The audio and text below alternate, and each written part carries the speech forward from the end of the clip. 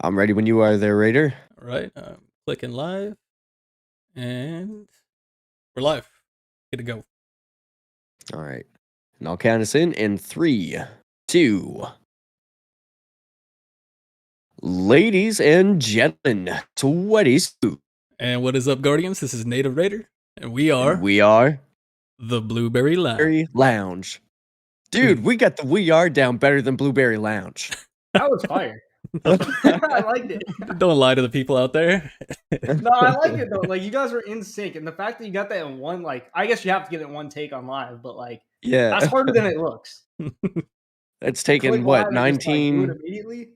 19 episodes to get this. The 19th one, yeah. It gets better man. with time. This is episode 19, by the way. For sure.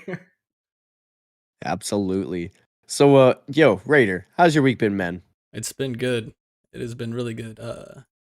Work like normal, and some Destiny, man. Playing some Destiny, experimenting with new builds and some completely off meta shit that I'm gonna definitely be having maybe tomorrow. I'll get that posted. We'll see how things go. Need to get the footage for it first, but yeah, other than that, it's been cool, man. Fishing, lots of fishing. Fishing. What about you? Hold up. No. We can skip that part, bro. You just go skip over like that. Huh? It is what it is. Can go last. Is it somebody's birthday? Is it? Is it somebody's birthday? It ain't my birthday. Yeah, today is my birthday. It's my birthday stream. Yo, happy birthday, bro. Why didn't you say anything? Because I don't like, bro, I just turned 36. I mean, there's not much to celebrate. Hey, that's 36, right? You leveled up. Level 36. Yeah, level 36. Hell yeah, thank you guys. Happy birthday, brother. Yeah. Love it. I've been doing well this week. Been a busy week at work. Today was a different day. I was doing different duties that I wouldn't say I've never done before, but I haven't done a full day of it. So a little bit of perspective for the listeners and for Gravely here, which we'll get to in a moment, please, there, listeners. Simmer down. So I work for a manufacturer of medical devices it's called in vitro, I guess, enzyme technology.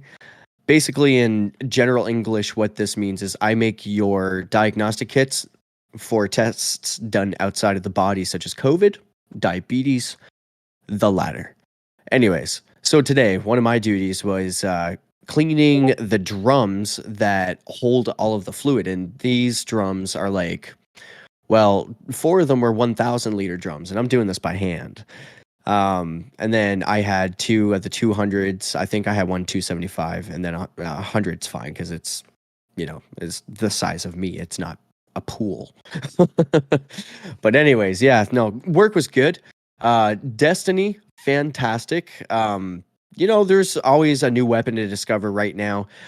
I got my own gripes, but we'll get to that in a moment. That aside, I've got to say there's been some niche things that I've been looking into in terms of builds, some interactions that I've been enjoying, and I've been finding some joy within the game myself. However, all that being aside, I kind of spoiled it because, amateur bullshit.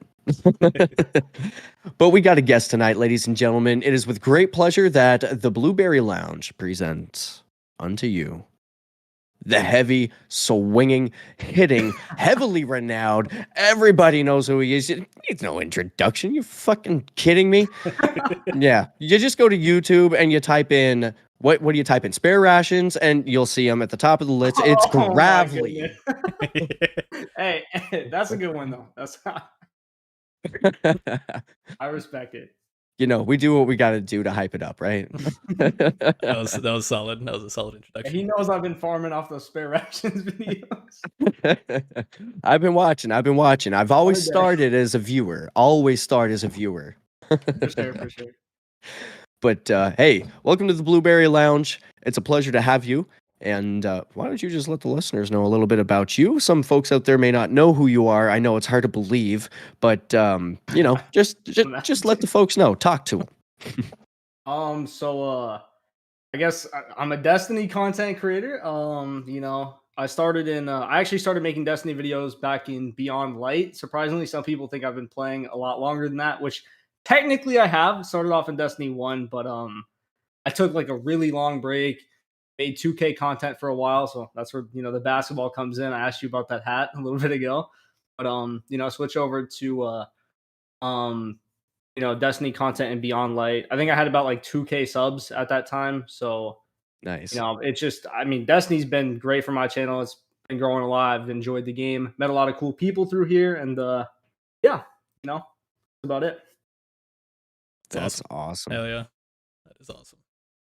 All right, real quick, we'll go over the agenda for the show. We'll get into some housekeeping, and then we'll continue this awesome interview with Mr. Gravely himself. So, what you can look forward to on this episode is the guest interview. Obviously, Gravely, that's the big one. That's the big special guest here. He will take a shot at the Wheel of Misfortune as well. Then we have our show topic, which is coming from a Dad Bodlink from our Discord at talking to him. He's just kind of asking about some of the fundamentals aspects of PvP. And again, Gravely, what a perfect guest to have to kind of run through some of these things. We'll cover the TWAB and one of the updates that came out this week. We'll have questions, only a few questions from the community. We did clear them out pretty good last episode. And we have a few exciting announcements, and then we'll call it a show. So, housekeeping. Do you want to hit that one up? We got to welcome some people. Hey, let's do it. So housekeeping, first off and foremost, we want to welcome with open arms to our clan that we've started. We have, if I'm pronouncing this right, and you know what, if I'm pronouncing it wrong, you have my full permission to just utterly burn third degree me in the Discord, 100%. With respect. But if I'm pronouncing this correctly, Lin R2 KBC. I'm not quite sure how to say that all in one, but we'll go with that. And then Jonesy Ponesy. I think I'm pronouncing that one correctly. Yeah, I think you know that one. That's why I gave it to you, bro, because I didn't want to try. I would have been like, so we got Linner Tukabas. I have no idea. But no, for real, thank you so much for joining us. We really do appreciate it. To both Lynn and Jonesy, really appreciate you guys joining us in our little adventure here. Yeah, look forward to playing with y'all. And without further ado, let us bring on to you, the listener, the guest interview. Mr. Raider, would you take us in our first question, my good friend? Okay, so we already kind of heard a little bit about yourself, so let's jump into this one right here. And how did you get your start in gaming? How did I get my start? Honestly, so like from a young age, like playing video games was like kind of all I wanted to do. You know what I mean? Like I'd get home from school, I want to hop on the game immediately. I think I was playing I think the first game I really just like played was like Lego Batman or something. Okay. Like way back in the day. Game was fire. Man, like I'm trying to think if there's like more to it, because like I've always just, I've always had a passion for just playing games, you know what I mean? Like it's just been that thing for me. So honestly, like I said, it's as simple as me just, coming home from school every day, just wanting to get on the game. Sometimes my parents, like when I was like way younger, they were like, all right, you've been on the game for like four hours today. You got to get off. You know what I mean? But yeah. I definitely have some titles that got me in trouble. Just a couple of those titles. I'll see if you can recognize any of them. But there's Golden Sun, obviously Pokemon. I've been a Pokemon Red boy Pokemon since, for sure. And then, of course, there's Battletoads. I go all the way back to the days of Sega Genesis with Sonic, which is kind of funny right now. Season of the Deep with the bubbles. There's a couple of levels in Sonic where when you're underwater, you have to go for the air bubbles. So I just kind of put the two together. But anyways, yeah. And then, of course, Halo coming up on Xbox and like Final Fantasy. So I feel sure. When it comes to like, feeling out video games and their mechanics and how to level up. And one thing that I really liked about video games, I'm curious to see if you like this too, certainly in like RPG type games where the game is your identity of character. So I'm going to go back to the regular, very first Xbox days, a little game called Fable. You remember Fable? I honestly, like, I've heard about Fable. I think I played Fable 3 a little bit, but I have not really played it too much. I'm not gonna lie. My brother, he loves that game. I think I got to get onto it. Cool. So one of the reasons why I really like that game, as well as Star Wars Knights of the Old Republic, the very first and the number 2, when you're making choices throughout the gameplay of the game. So you're in conversation, you're in dialogue, you can say certain things that are either bad or good and gives you different rewards based on your conversation, but it also gives you light or dark points, and your character physically reflects that dark side if you go to that dark side, and then same if you go to that light side. So I don't know, it's just like that little intricate detail that you know what I mean. Just I don't know, I just like that kind of a thing in a game.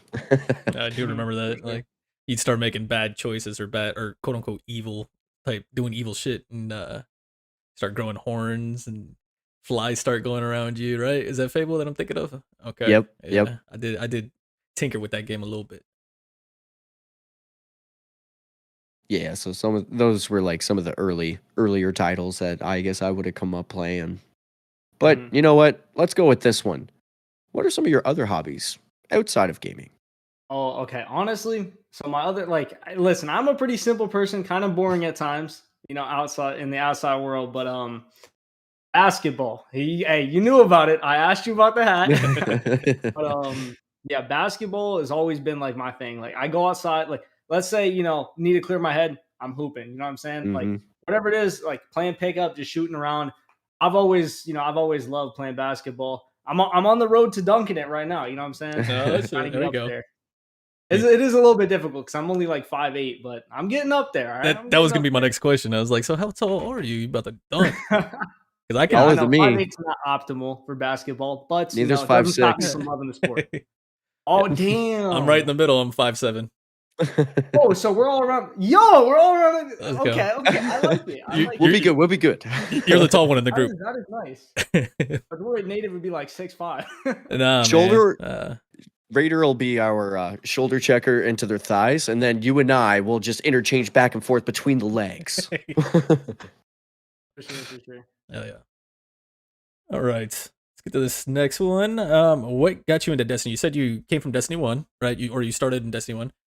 Oh, for sure. What brought you into it? What was your story? Is like, when did you find out about it? Like, were you a Halo kid that came through because there's another Bungie game? I know that's a typical one that we hear a lot. Ooh. Okay, that actually brings me something to my head, right? So the Halo game I loved playing the most back in the day was Halo Reach. That game was I know Halo 3 is probably the best overall, but Reach, the PvP and everything, that game was just a certified banger, hood classic. You know what I mean? That was a great game, right? Big and time. then eventually like Destiny came out and whatnot, and I remember seeing my dad playing it. He was playing on the Hunter, riding a Sparrow. Oddly enough, I'm not a Hunter main, but I saw him riding on the Sparrow and whatnot, and I was like, "What game is this?" Right? He opens the inventory or whatnot, and it's just so like bare bones, right? Because this was like, I think this was before Vault of Glass had even like released. Like it was in the game, but it wasn't like you couldn't access it until they made it like because people had to power up and whatnot, right? Anyways, so this was like bare bones, like launch of Destiny. I was like, this game looks great. You know what I mean? Like I gotta play it. It looks interesting, and I picked it up. And yeah, ever since then, it's just kind of been. Well, I shouldn't say ever since then because I took a break with Curse of Osiris and all that. It was not great, right? But ever since then, for the most part, Destiny, has been a great game, and it's been something I've really looked forward to. Awesome, hell yeah. The Sundial season was the only time I've taken a break from Destiny. What was the Sundial? Was that the Symmetry season? I think that was the Saint 14 season, if I'm not mistaken. I forget what it was called though. Yeah. I think Symmetry was the exotic for that. I don't think I played that one. I'm not sure. Yep, I remember signing in to get the exotic, and then I didn't sign in until the season was over. I don't blame you. Oh dear, that was the only time I've ever done that though. But hey, let's go with this question. We've always liked to ask all of our guests this question because sometimes it's a funny story, sometimes it's just a whim story. So, but what's with the gamer tag?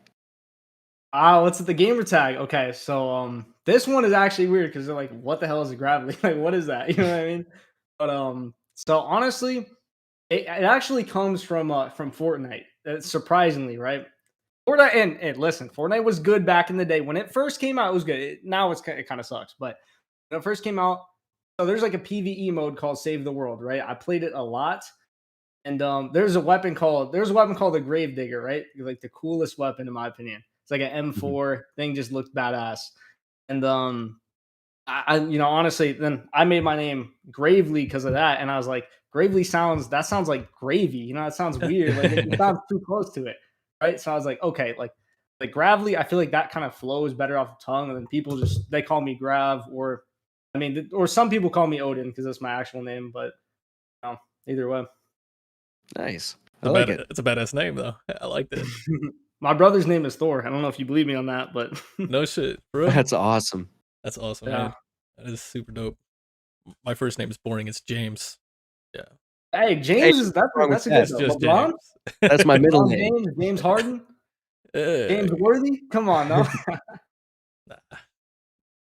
That's my middle name. So I mean, I can't say it's a boring name. Okay. I don't have okay. the James. Wait, but it ain't no Odin, bro. I mean, come on. Like it ain't no Odin. All right. Same. Ditto. I got this question for you. If you could party with anyone from the Destiny 2 universe in real life, who would it be and why? I'm gonna have to go with my girl, Petra Venge, man. Okay. Come on now. Hey. Has anybody said that? Nah, not I yet. don't think so. No. Here's the thing. You guys gotta think. Who has the best party trick? Petra. She has that little knife thingy she does. That is dope. That is a badass, right? So Petra, and she cool like that. You know what I'm saying? Like I always thought she should have been in the story a little bit more than she was, but yeah, I think Petra, and I don't even think it's close. I guess Cade maybe would be up there too because he's a classic. I don't really think there's anybody else, honestly. Yeah. Maybe the postmaster. What about Sweeper you, bot. Spookz? What about you, Spookz? I don't know if we ever asked each other about Yeah, this. I was actually going to ask you this too because I was like, I don't think we've ever actually discussed our opinions on this on our own question. If it were me, oh man, I don't want to give a typical answer either, but like the instinctive thing that I want to say obviously is a hunter main is Cade. But if I don't want to give the typical answer, and if I want to put some thought into it, and I'm trying to consider even some of the villains too, right? Oh, that's actually true. Some of the villains. Yeah. That is a Yeah. Yeah. I don't know. I think it'd be kind of cool to like have a beer with one of the frigging worm gods. Like that'd be kind of cool. Oh, shit. And just like dig into their deep wisdom roots or something, lacking the, not gonna be killed or anything. And then then your ass is gonna get eaten. But I mean, I think of what it'd be like just to sit there by a campfire and just have like one of those like inebriated stupor conversations. And I'm just like, that'd be kind of cool. I'd be up for that. Okay, I like it.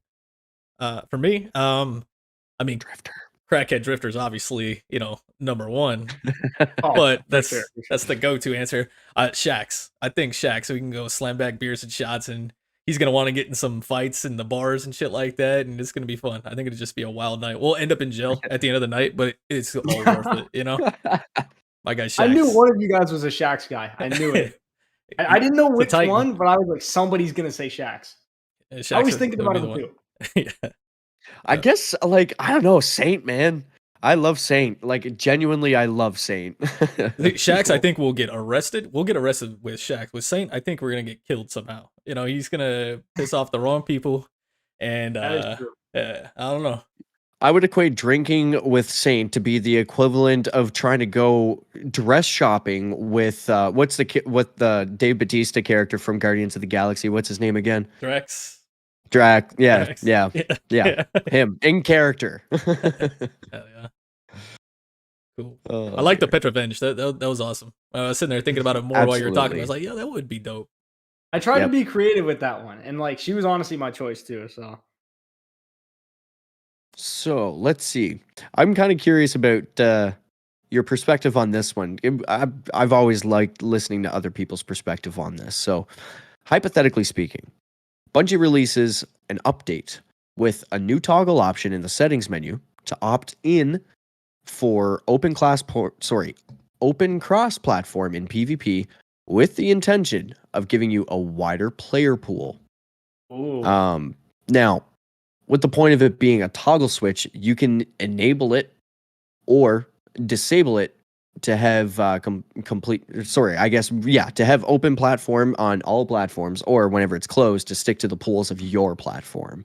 Do you ever see yourself enabling that option, or even furthermore, and I'll challenge you with this one, leaving it enabled?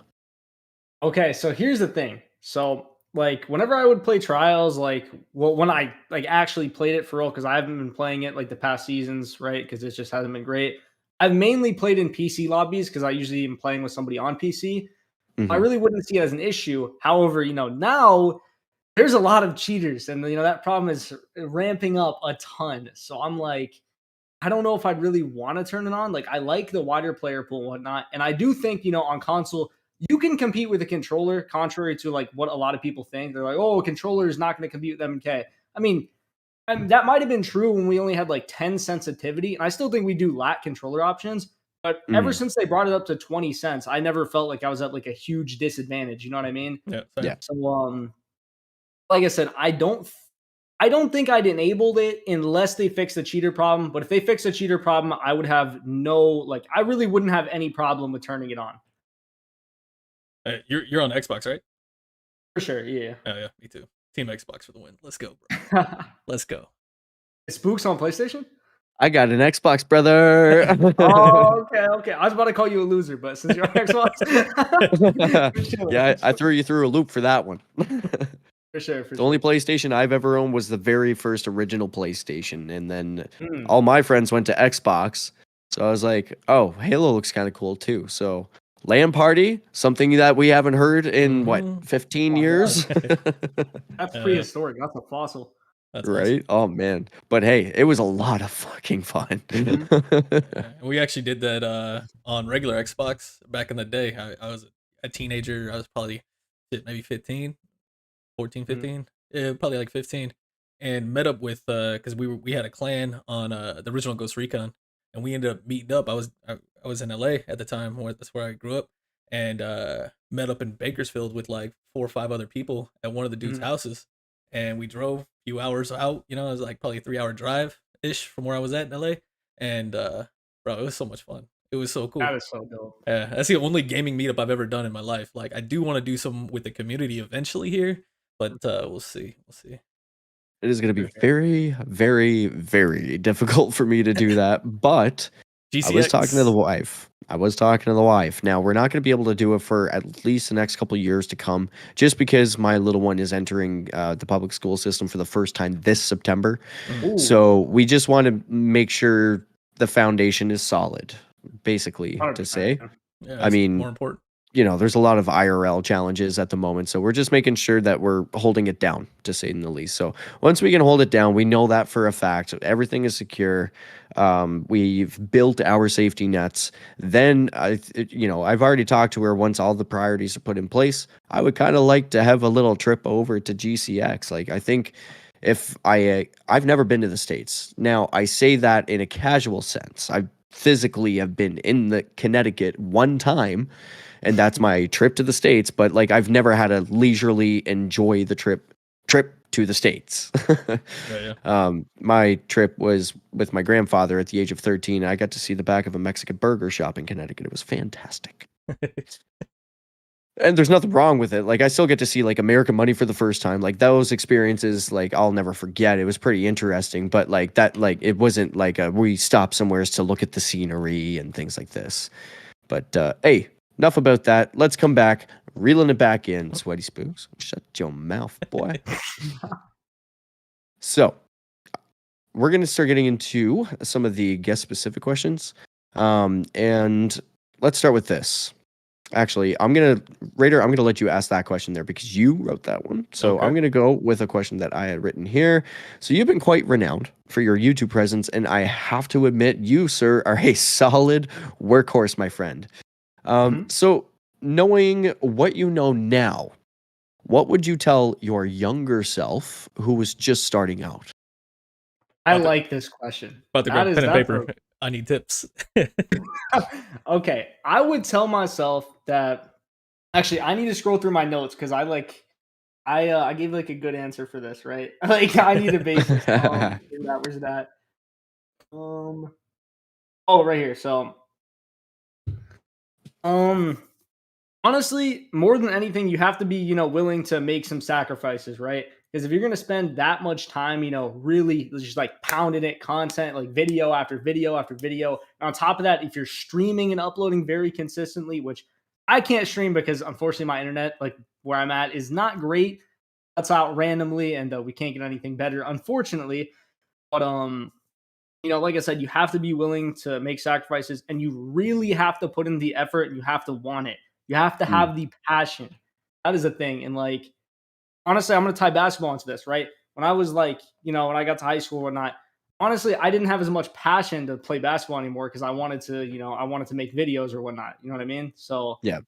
And I started really grinding that out. And I wish I would have known it a little bit sooner because I didn't know about all the stuff like that I'm doing now until like, yeah, I want to say like, honestly, I think it was like summer of junior year. That's like really when I like took off like on YouTube and I like made like a huge jump. Like I went from like, I think like 200 subscribers to like 2,000, right? Hell yeah. Wow. So, yeah, it was, and that was back when I was playing 2K or whatever, right?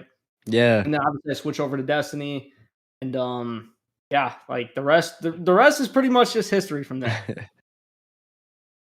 Nice, man. That'd be a good come up feeling. Like that would be quite a feeling. Oh, for sure. It felt amazing. Very good. Congratulations, by the way. That's awesome. You definitely have a successful channel. I mean, your subscriber count shows it, your content, like quality shows it. It's just fun to watch, man. Like it really Thumbnails are always on point, dude.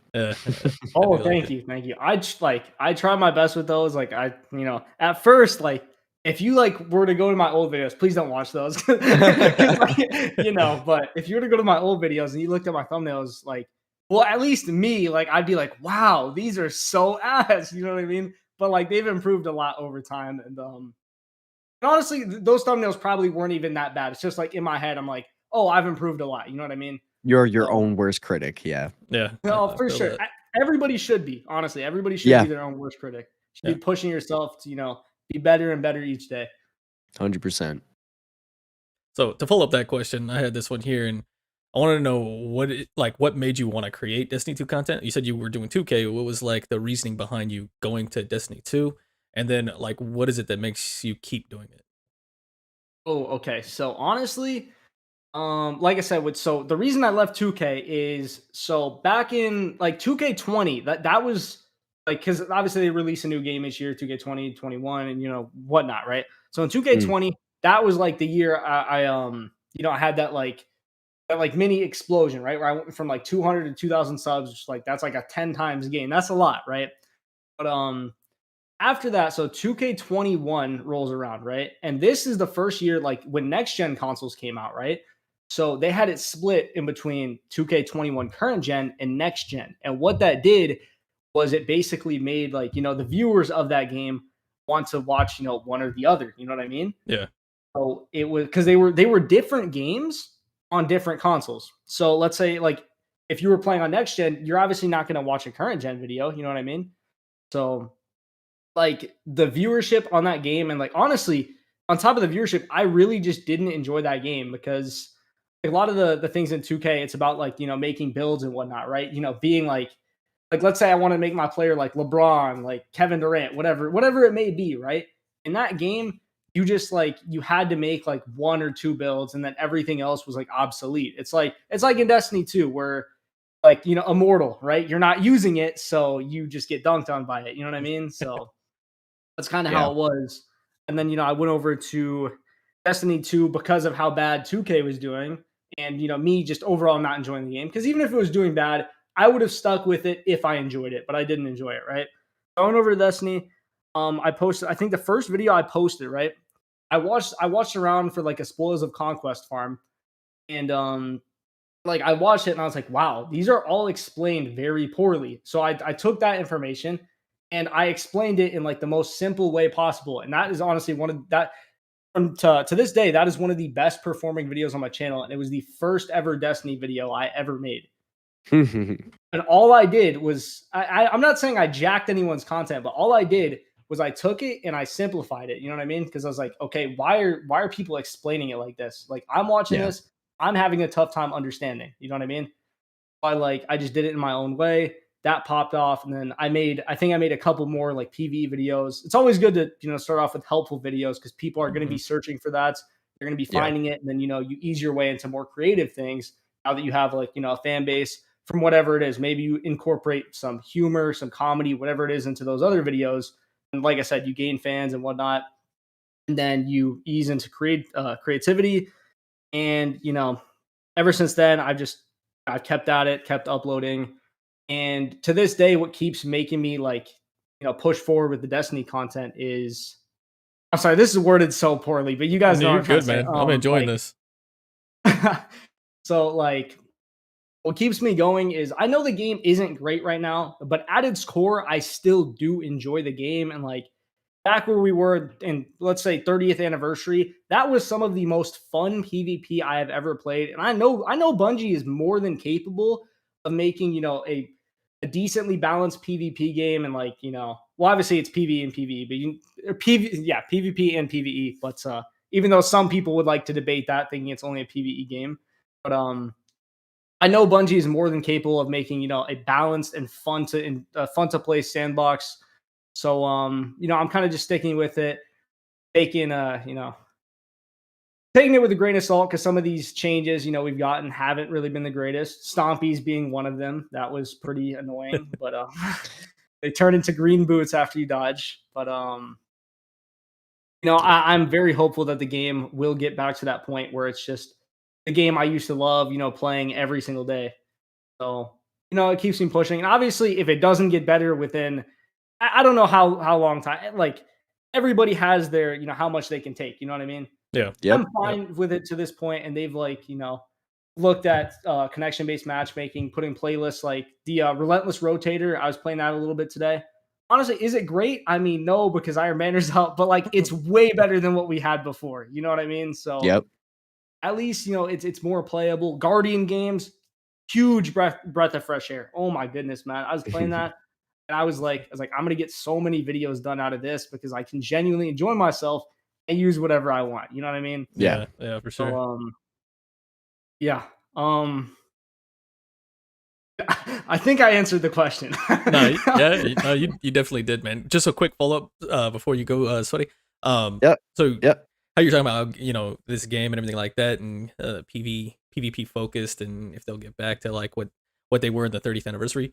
With that being said, do you plan on doing marathon when it comes out? Ooh, that's a good ass question. I like that. Okay, so honestly, I looked at marathon a little bit.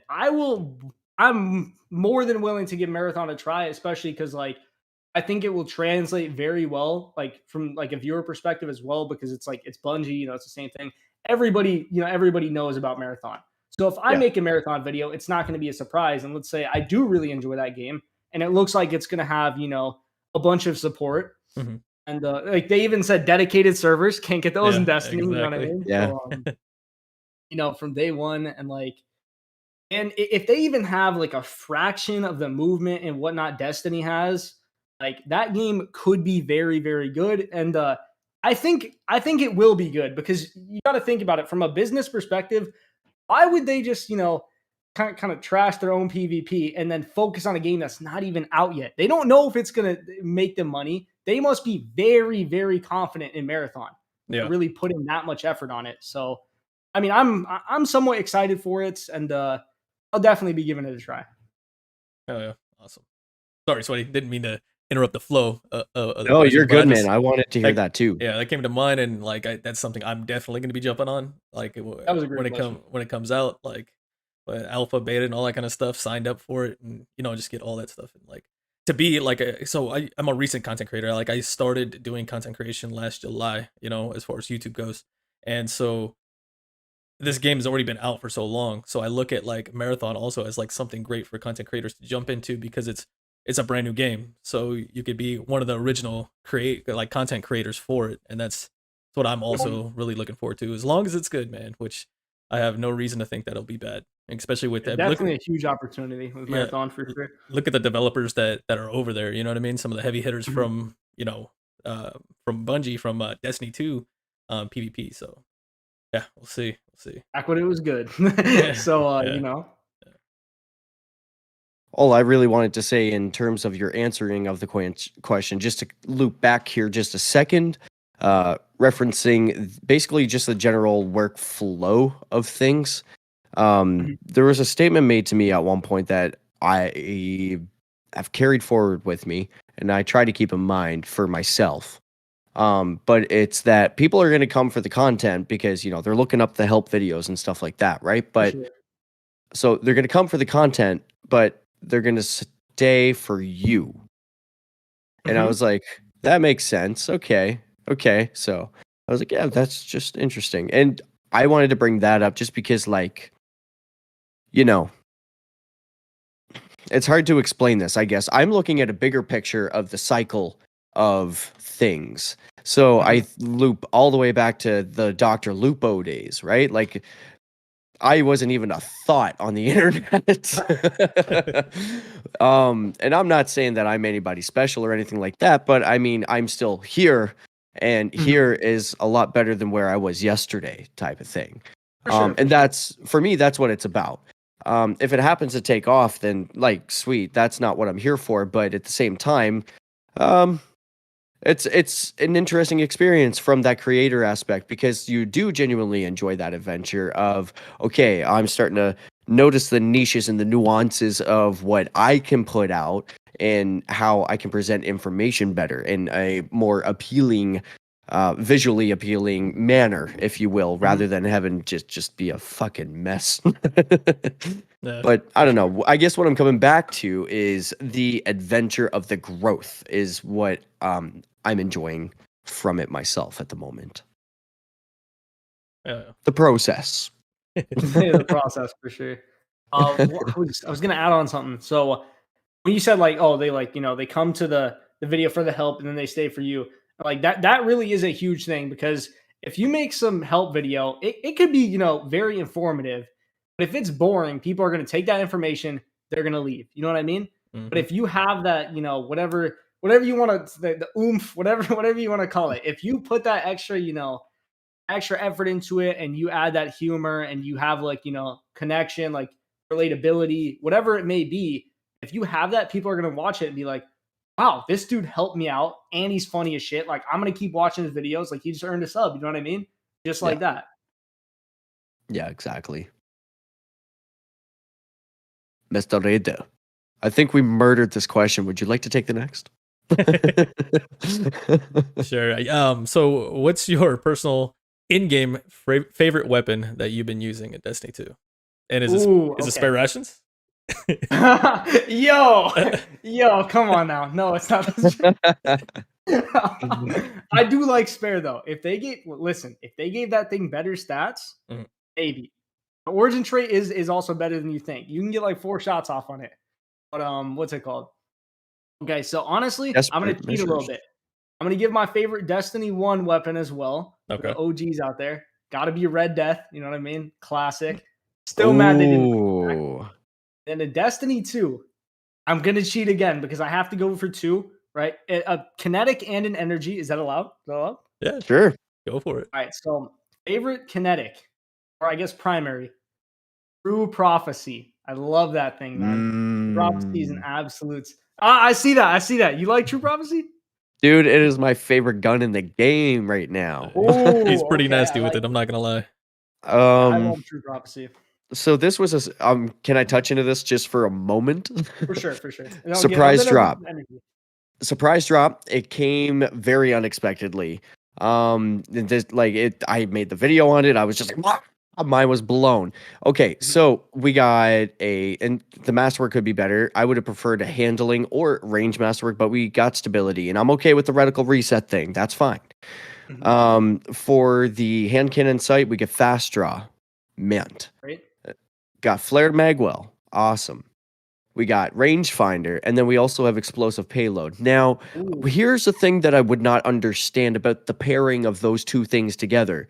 Actually, of all of the perks together, first off, the fast draw, it really needs help with the handling, so that is significant.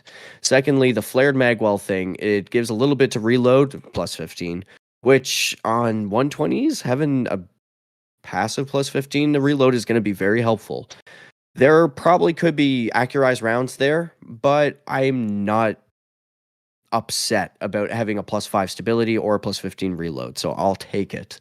Now, Sure. rangefinder, we all know what it does. Explosive payload. Explosive payload.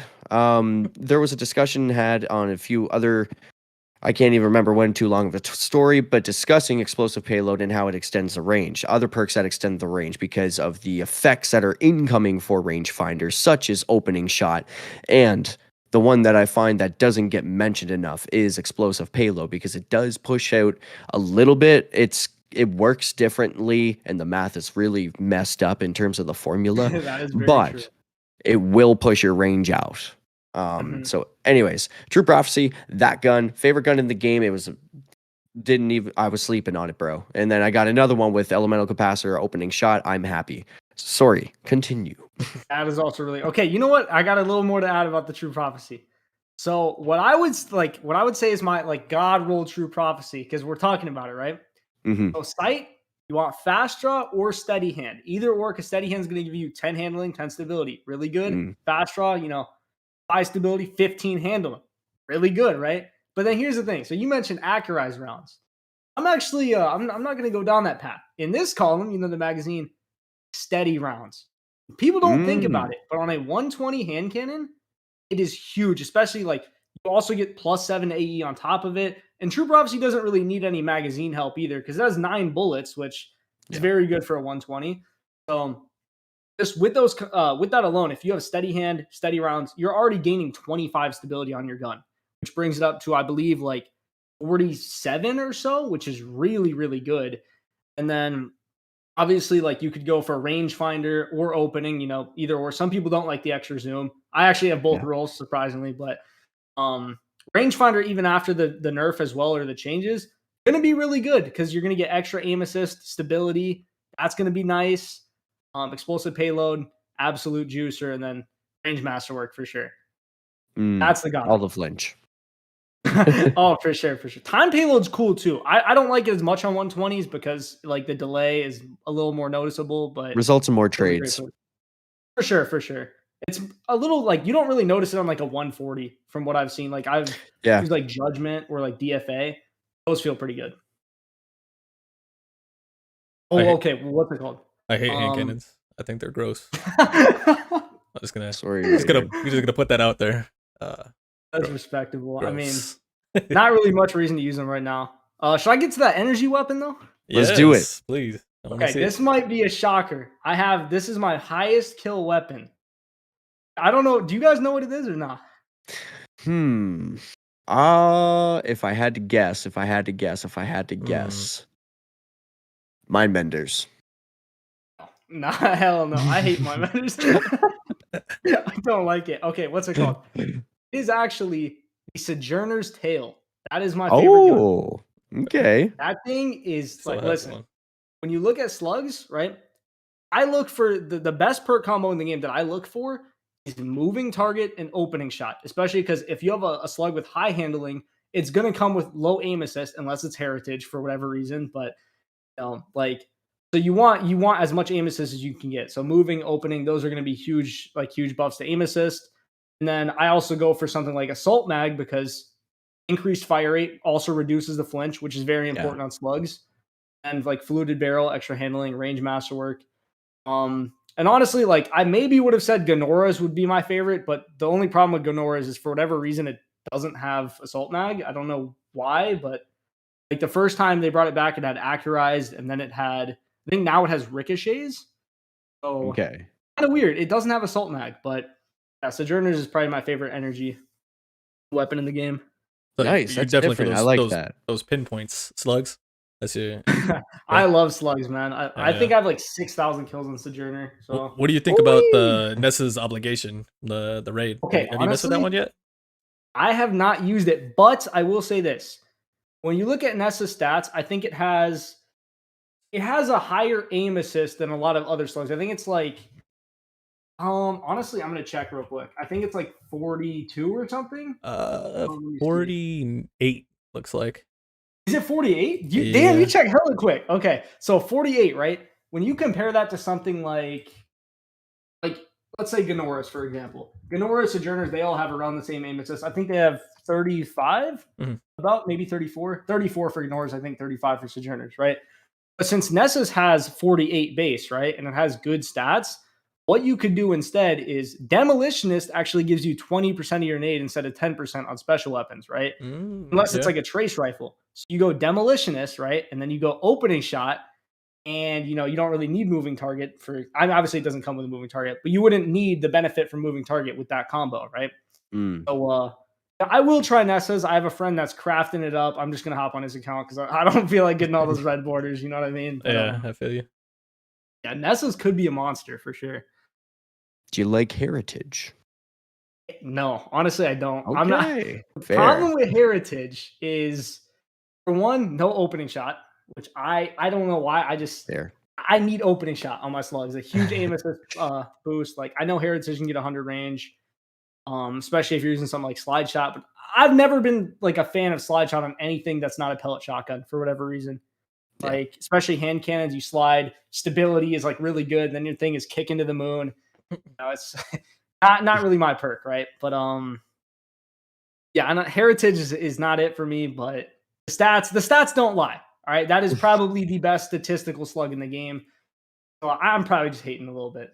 I'm definitely not a slug guy, but that is the one that I've used the most. That one, yeah, it's a 98 range stat. I feel like it was like a legendary, like chaperone almost. Oh, for sure. Yeah, What, like 68 base aim assist? Yeah, something like that. Chaperone's 70. Yeah, chaperone is a lot. 70. But like, Yeah, 70 aim for is chaperone. 70. Yeah. What about we didn't hit up the other one, duality. Oh, duality? I thought you were gonna say bone chiller. No. As far as like exotic, bone chiller. Hey, bone chiller's cold though. Firmly planted on a slug. You know what I'm saying? It's I haven't used that. Okay, duality. I never could get the hang of that gun. I don't know what it was, but yeah, me either. I use Shappy a lot though. I use Chaperone a lot, but duality, no. Like the pellet, it's weird because sometimes like I ADS my pellets a lot for like the tighter spread, right? And it's so weird using duality because you ADS and you shoot a slug into somebody's body and then you're just dead. You know what I mean? Yeah. So, it's not my thing, but I've seen some people just go like I've been shit on by duality a few times. The gun is good. Really good, but I've personally never gotten the hang of it. Yeah, I feel you. I'm the same, man. It just feels weird to me. Sure. It feels off. It doesn't feel consistent. I think Wastelander is the only shotgun that I actually feel super comfortable with. Like, super comfortable. I'm so happy you brought up Wastelander. Like Wastelander, to me, that gun, bro, like the swap speed and everything. And I know it's a lightweight frame, but since the stats are like so good, especially with an enhanced slide shot, enhanced opening shot, you could honestly hit like 100 range while using full choke and assault mag. And if you're using, like, I know full choke, it seems like, okay, why the hell would you use that? But if you're already hitting 100 range, you might as well get the slightly tighter spread. And lightweights are known to have a pretty rough pellet spread. So, like Wastelander, that gun has always been just like a go-to. Like I'll slap that shit on. Although now I kind of go towards conditional just because it has a stupid amount of handling. I forgot about that one. Yeah, Wastelander, yeah, for sure. Wastelander and conditional, like they're just great feeling weapons. You didn't get yours yet, Spooks? I saw the sad face, bro. I'm sorry. Big sad. Someday. I guess I just have to participate in PvE a little bit more. Sir. You want to take this next question here, Raider? Yes. Okay. Let's see. What are some examples of some of the PvE content that you have really enjoyed? Example, I used to really enjoy exploring Derelict during a season of the Forge, perhaps Reckoning. Title of the season, Derelict. I wrote that in. Haunted, I think. Got you. Yeah. Honestly, I gotta say, man, I just loved running and grabbing those chests on the Leviathan. Man, it was so fun doing that activity. No, I'm just kidding. I fell asleep. That endless loop for hours to get red borders for the drain. Okay, it was kind of mindless though, and I liked it more. Like, okay, you know what pissed me off actually? So I grinded the shit out of that activity, like right before they were gonna take away Ostring and all that, because I didn't have them done yet, right? Yeah. And then like a week after I grinded them all out, they're like, okay, red borders on a daily refresh now. And I'm like, you gotta be fucking kidding. Like, I was pissed. I was like, bro, I wasted how many hours? Although I did get a lot of Ascendant alloys, so I guess it's cool. But like, I was still mad. Okay, some PvE content I did enjoy though, because that's just something I didn't enjoy. Yeah, I reverse answered it. But honestly, Grasp of Avarice was like the thing I enjoyed the most. And I know it sounds like weird because like Grasp, really, but Grasp had that loot behind it, like the Aya's Luna, you know what I mean? The Yallerhorn, absolutely amazing weapons, right? 1K Stare, I wasn't really a fan of it. I used Effort Eat in D1, but still, it's cool. Grasp was cool. I really like Grasp, and Last Wish as well. Amazing raid. I think that's Bungie's best work, to be honest. Especially like in terms of difficulty, day one and everything. Although I was taking a break from the game, so I didn't play it like when it came out. But no, like Last Wish, really cool. Grasp, really cool. Even in D1, Crota's End. Some people like if you know, first raid you could solo. It was great. That's awesome. Oh, dude, I get so excited when he was talking about Grasp because what have I been saying, Raider? Yeah, you've been talking. What's about my favorite dungeon? Yeah, that came up It's last a episode. dungeon too. Like I didn't even mention that. Like the aesthetics of everything. It is just like that servitor encounter. It might suck. All right, it might suck. It might be really annoying. It might be you just want to bash your head through a wall. But it is beautiful. Like if you stop and you're like, you know what? I'm just gonna stop doing this dog shit encounter for 2 seconds and look around. It's like, wow, this is nice. It is a good dungeon, no doubt. Like my son took me in the first time that I did it, like when I was coming back to Destiny, and he made sure to just let me take the lead, especially in the beginning with all the traps. And I was like, yo, all right, I'm about to shut this shit off. But He's a real one for that. It's cool because it's so different. Each encounter is so unique and different. Mhm. You got the sparrow part and all, just it's like That's my favorite. Yeah, it's just super unique and it's really cool. It keeps you on your toes. Sparrow part, man. That sparrow part is like if you don't have always on time. That's I me. don't. That's me. You don't? I don't. What do? Do you just well skate or what? No. Sparrow the whole time. I just hit every single switch. Oh my goodness, Now- man. I can't imagine living like that. Doing it the No, I legit got way. it all mapped out. Like I got it all muscle memory routed out and everything. Like I'm fine with it. But like if I'm on a Sure. team, I already know that they're gonna hit the easiest ones, and I'm like, sweet, that's just less work for me. So I'll hit all the for ones that I know they're not gonna hit, and I can guarantee that they'll hit that spot that we need to get to. Doing it by yourself is a lot of fun sometimes. Other times, infuriating. Ooh, wait, I know exactly what you're talking about. When you take the sparrow out of the cannon and it doesn't make it and it crashes into that rock, that is Got it. annoying. I hate that. Mm. So like I try to hop off Eager Edge and then Icarus Dash towards the thing if I'm on Warlock. Like I try my best to avoid that part. Oh man, and here's the thing. Once I finally got it, I stopped going to that jump. I went to the center one and I was like, oh. Like kind of tucked my own tail in for a second. I was like, why did I bash my head off that wall 18 times expecting a different result?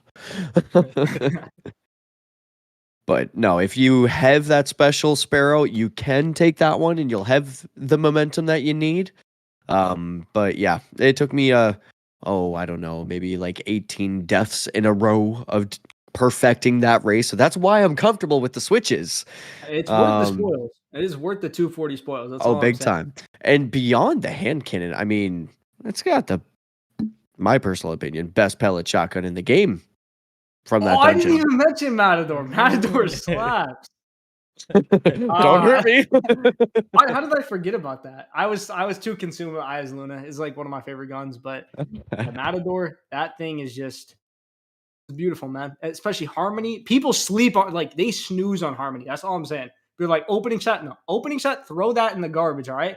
You use your primary, you swap, you get Harmony. No, it's over. It's over. That perk is disgusting. I had one with Harmony, but I don't think I had the right stat package for the gun itself to support the gun before Harmony, so it just let's see, do I still have it? No, that's Swash.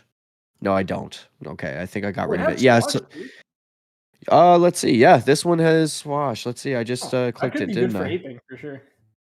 Yep, Swashbuckler, Perpetual Motion, Light Mag, Full Choke on this one's a reload masterwork. But Masterworks. the gun exists. Harmony is good. It's slept on for sure. I agree with you on that. Yeah, very very good for primary oriented players for sure. I got a Reddy's throwing knife that it's running, and you can run Harmony and Discord, so it's both. Yeah, so you get a kill with your shotty or something like that, pull that shit out, and you're getting double benefits from both of those perks. So that is very it's true, interesting. Yeah, it's very interesting. I got to play around with it. I got it locked and masterwork. We'll see how it goes. I'm looking forward to Without Remorse Fragile Focus updates. Oh, that's true. Yeah. Ooh. It kicked in. You could try it out. Yeah. The big sad is that it's going to cost me 3 mod slots, and I'm like, God damn it! But no, I definitely have to try it out. I've had it in the back of my mind. I have the gun crafted even and ready to go. I just haven't used it yet because there's been so many things to chase and try. Have you tried Mindbenders with Fragile? With Fragile, no, not yet. I wondered Everybody that. deleted the Fragile rolls. Like that was dirty by Bungie. Buffing it and then taking it out of the loot pool. Like it's like, huh. Okay, no, I did delete all of my rolls but one because it was the only one that felt good to me. And it's probably going to be a different role that maybe most people aren't going to expect. I'm expecting anyways. So I mean, obviously it does have to be a range masterwork. Ooh, okay. So I got range masterwork. It has corkscrew rifling. My other option is full choke. For second perk slot, we are running accurized rounds. The other options appended. It's not really. It's meh. Yeah, for Moving sure. on. Gotta use accurized. Right now, third slot, I get 2 choices here. The one that is like not even on my mind at all is pugilist. But we got threat detector. Threat detector, I've been sleeping on for a very long time. Great perk, for sure. Now I pair that with steady hands. Steady hands. Okay, so and I know that's gonna start the dumpster fire. That's where everybody's gonna. Severely underrated perk. I like it. Okay. Yes. Thank you. That's my affirmation I need to hear because I feel like nobody's talking about it. I feel like if I talk about it, I'm gonna get a 3rd degree from fucking the Saul himself. Just because like there's other damaging things that could go there. But my personal experience with this weapon, I was gonna throw it out and I was like, nope, I'm going to give it a shot. But it wasn't an adept version that I had. It was this exact role, but it wasn't the adept version. And it was the non-adept version that got me like, okay, I'm going to grind for it because I put 800 kills or something like that on it, went and got the adept version, and now I'm maining the adept. And just like I'm telling you, the handling. If you are a handling maniac, steady hands, pay attention. Cantata, it sits in your arc slot. It can roll with steady hands, and it can be pretty surprising at times. So just true. keep your eye on that perk and try the weapon with that perk on it before you throw it out because it just might be your favorite. Have either of you guys tried like a max handling found verdict and get up to 69, which is pretty damn good? I haven't tried. No, not yet because that comes from a raid. So I was looking up. It is a lot. I was looking up in Dim. I want to get the time look perk name and see like if you have your fragile focus weapons.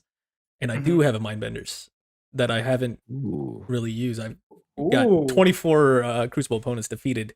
And so this is Mindbenders Ambition Adept. This has got Fragile Focus, Snapshot, Tac Mag, and Small Bore with a range master. Oh, yo, hold up. And Adept range mod I put on it.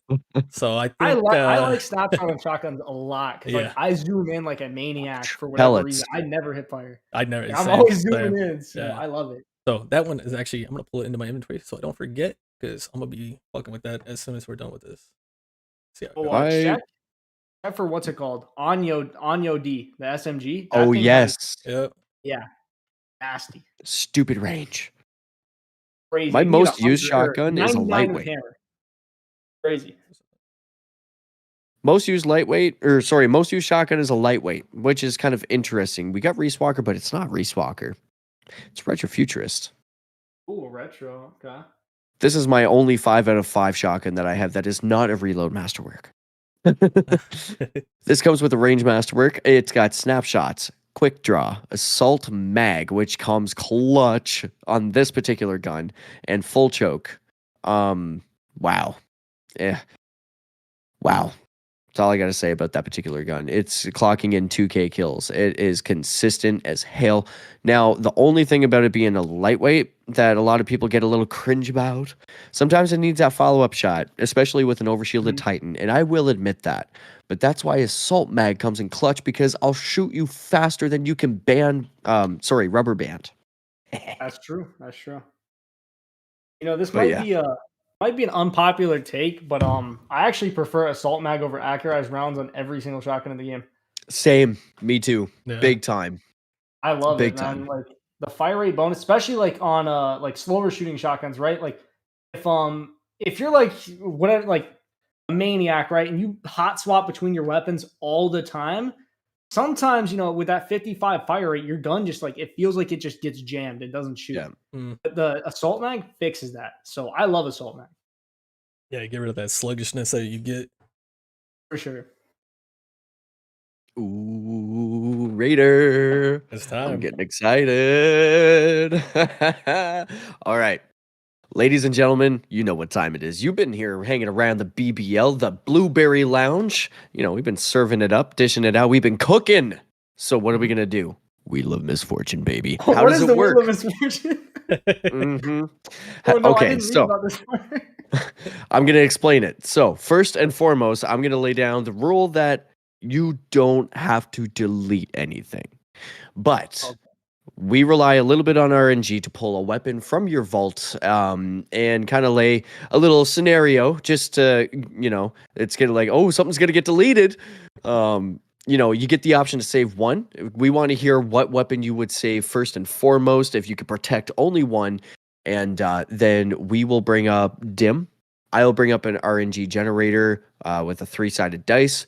1 being primary, 2 being secondary, and then, of course, 3 being heavy. We'll randomize weapons only. Weapons only. We'll roll the 3-sided dice and see where RNG takes us and what weapon, loosely quoted, is getting deleted. That you don't actually have to delete. But this Wheel of Misfortune does weird things to guests sometimes, and they challenge us. They're like, delete it. Give me another one. Yeah. Don't have to delete. But you don't have to delete anything. But it'd be cool if you did, you know? Like one of those games. For sure. Okay, here's the thing. If it's like a 5 out of 5 true prophecy, I'll delete it because I have 2 of them. But like, ooh, gotta be careful because I don't want it to be a true prophecy. You know what I mean? Exactly. So if you could only save 1 weapon in your vault, we're not considering exotics because you can pull that from your collection. Sojourner's Tale. Sojourner's Tale. Ooh, Sojourner's Tale. You got it. Because I'm not getting that thing again. I'd have to play dares and like I have 2 perks. I got opening shot and dragonfly. So yeah. Dragonfly's ass, but I got 2 of them. I love it. Love it. All right. So, ladies and gentlemen, you heard it. That's a protected weapon. So, let's do it. Let's bring up Dim. I'm going to bring up RNG generator. As they say, le français, apparently. Weapons only. Here we go. Randomizing. Random number generator. Loading. Values 1 and 3. I don't need to share my screen. It's 1 and 3. I got 2 masterworked weapons, so Dim, I'm gonna do this as well. So Hunter, the 3 dots. Click, scroll to the very bottom.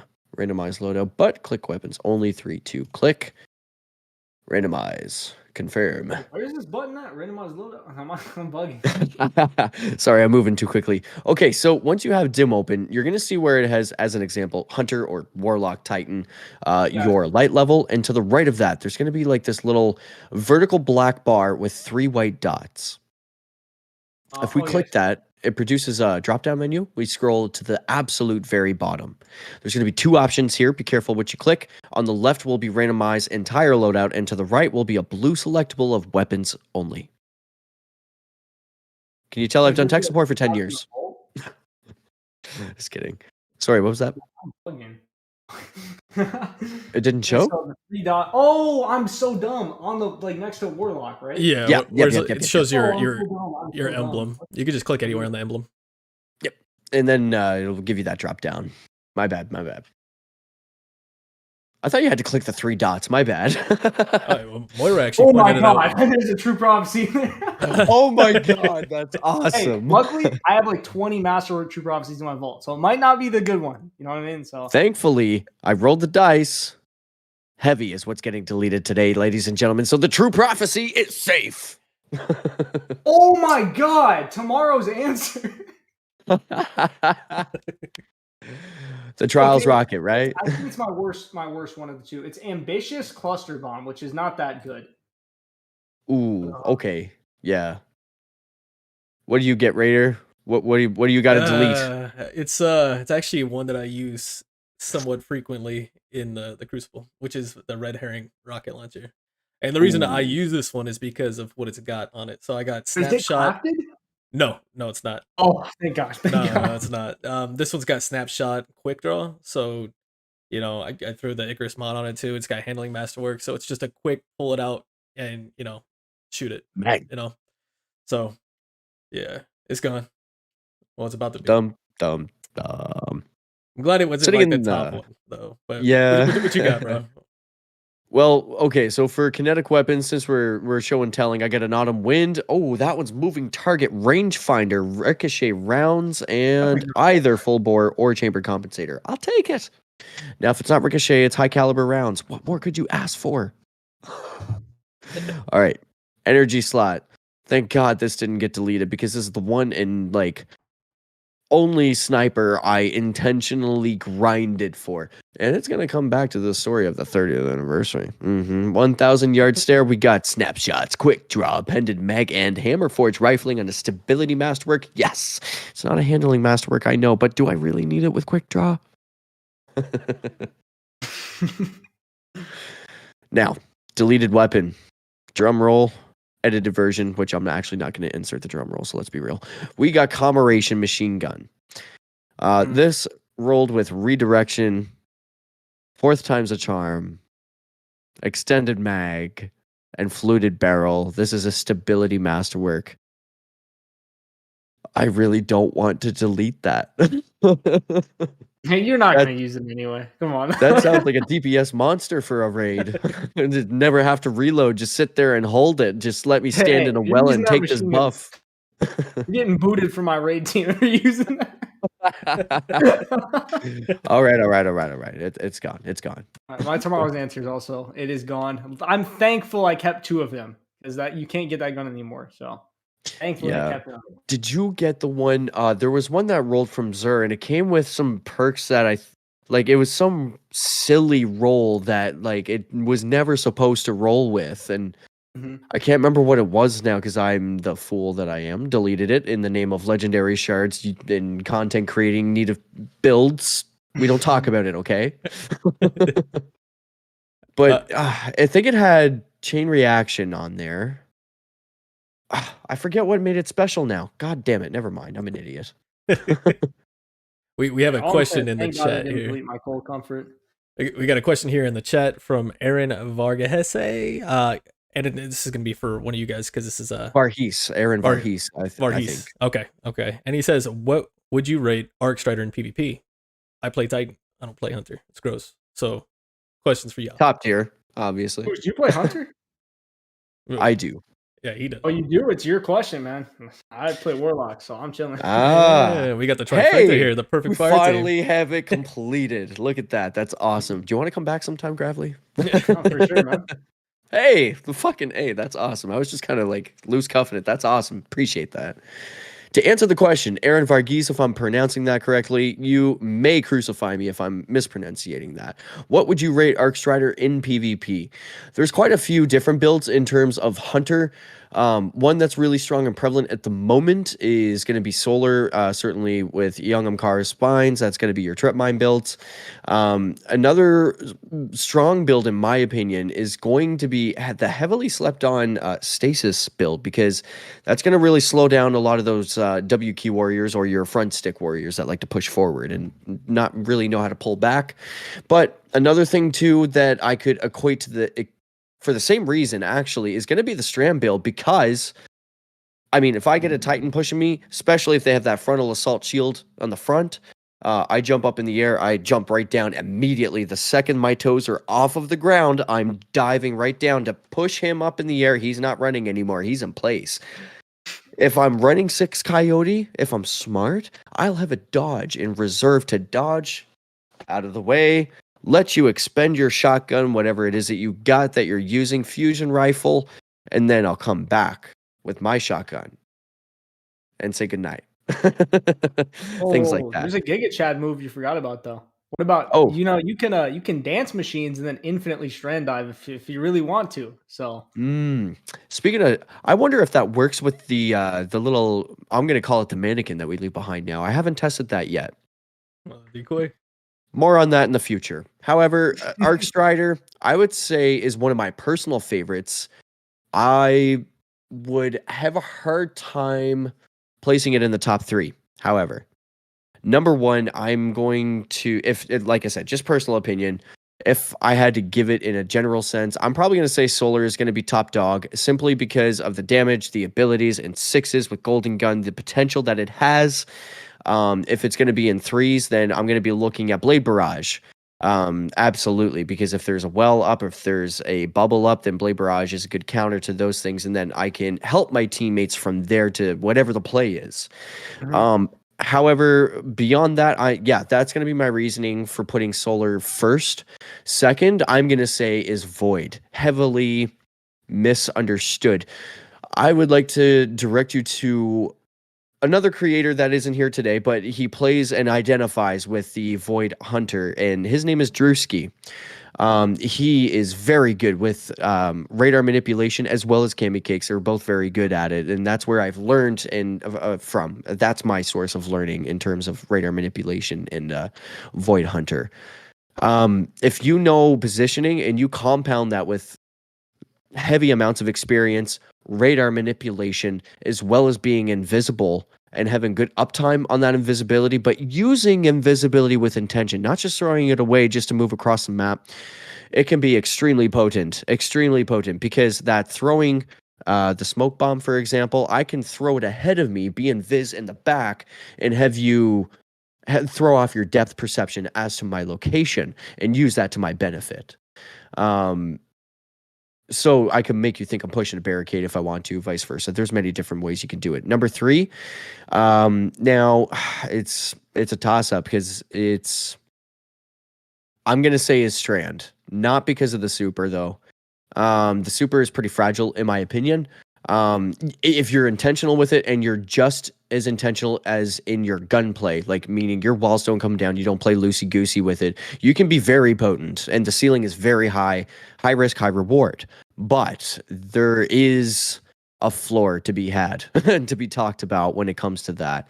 The only way that you're going to get better with it is to use it. So Strand is very strong with counters. There's different ways that you can use it. It's not just Grapple City over there. You can use it to levitate all the levitating counters. You can even spec into the hatchlings if you wanted to. More so with Warlock, I would say, than Hunter. But I would say beyond that, number 4 would probably where I would put Arc after all of that. Sorry, that was really long-winded. Question for Native too. Titans. Yeah, I saw that. Brian Reynolds asked, I suck at PvP. Any tips for Titan mains other than get good? LOL. Get better. Nah. Lol. For Titan specifically, like, I will say you definitely want to utilize your abilities well, your class ability. Okay, whether you enjoy having a shield in PvP, I personally don't. I like Thruster. I play Arc Titan mostly in PvP. But utilizing your shield, you can really use it to advance or to have protective cover in an open area, get sight lines, all kind of, even the animation itself, like on certain known sight lines where it's going to be like a 50-50 type situation, you can go ahead and drop it before the corner, right? Before you get into that sight line, and you have that brief time that you're kind of three peaking essentially. So that's a big one. So your abilities for sure is one. I think the other big thing too that I'll touch on just off the top of my head is that Titans, we like to just rush in all the time. Like that's what he was saying earlier, that W key that, push forward on the joystick. That's something that we tend to like because it kind of plays into our class and just the style. But you got to dial that back sometimes, especially if you're playing something like Trials or competitive, and play a little bit more tactically, if you will. Like know when to rush in, know when not to rush in. But I know even for me still, like when I get supercharged or what it's called, overcharged? Is it overcharged? No, that's the new weapon one. Amplified. When I get amplified, Yeah. when I get amplified, bro, like my adrenaline starts rushing. I'm not stopping. I got that speed booster and I just don't want to stop, and it often leads me to get killed. So yeah, just take it back a second, be a little bit more tactical. We're gonna we're gonna take a break real quick here, and then right after we come back, we're gonna jump into our show topic. So That's make our sure main topic. Yeah, make sure you stick around because that is exactly what we're gonna be focusing on, is tips and just basic fundamentals of getting better at PvP. So you guys have anything before we go to break? You know what? You go ahead there, Gravely. Sorry, you go first. Okay, You're the guest. what's it called? I was gonna add on to what he said about Titan. So I think like aping in a Titan is good sometimes, but and obviously you said try to retreat, pull back from that. Another thing like you really got to think about on Titan is you are the king of it's the x-axis, right? That's the one that's like flat. Yeah. Also, Spookz, you mentioned what's it called, Drewski earlier. I actually played him in Rumble today using a Did you? Nice. punching me to Uzbekistan, man. Like it was actually a really good game, but I was like, what the hell, Drewski? But yeah. So what's it called? Yeah, like you gotta own the x-axis. You don't really want to be in the air too much as a Titan unless you're using something like PKs and you're jumping over people with SMGs, because that's pretty balanced. You know what I mean? Mm. But really just take advantage of the x-axis, and nobody's beating you in a punching battle. Like nobody's winning. Yeah. So especially now that Warlocks don't have Ophidians I mean, they do have Ophidians, but not for the melee. You know what I mean? So I run feedback fence on Arc Titan. Like that, whenever I'm playing Titan, that's my main for Titan. Nobody's beating you. Yeah. Beating Yeah, I punish anybody for pushing me. Like you punched me, you take damage. and then I punch you again, and you die. They did nerf knockout a little bit, but it's still stronger than the other classes. Did they take away all of the range, or does it still boost it a little bit? And they dropped it, I think, a meter. So I think it went down to 5.5 meters instead of 6.5 meters. And then what's base melee? 4.5? I couldn't tell you, man, off top. I'm not sure. Because I was using it, I was like, damn, knockout still feels like I still feel like I get better lunges, you know what I mean? Oh yeah. Even 100%. if it's like base or whatever.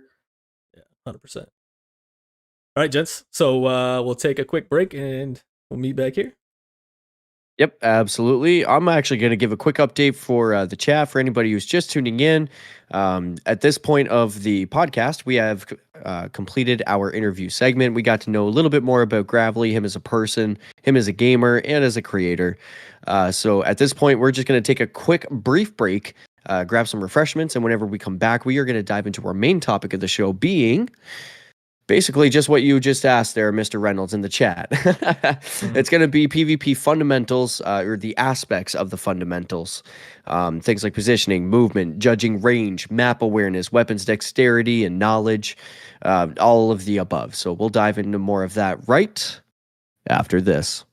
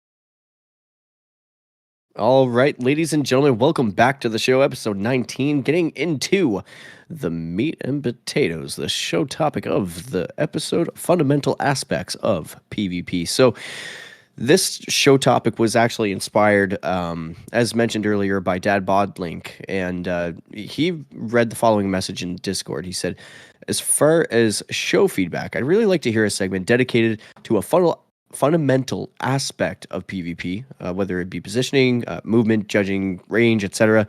Nothing super in-depth, but a quick general overview of something that is, in my opinion, often lacking in newer or lower skill PvPers, whether it be dipping your toe in or just looking at PvP objectively for the first time.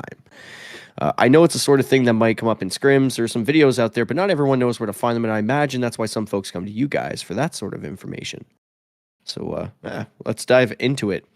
One of the absolute very first things that come up every single time, whenever the question's asked, is positioning.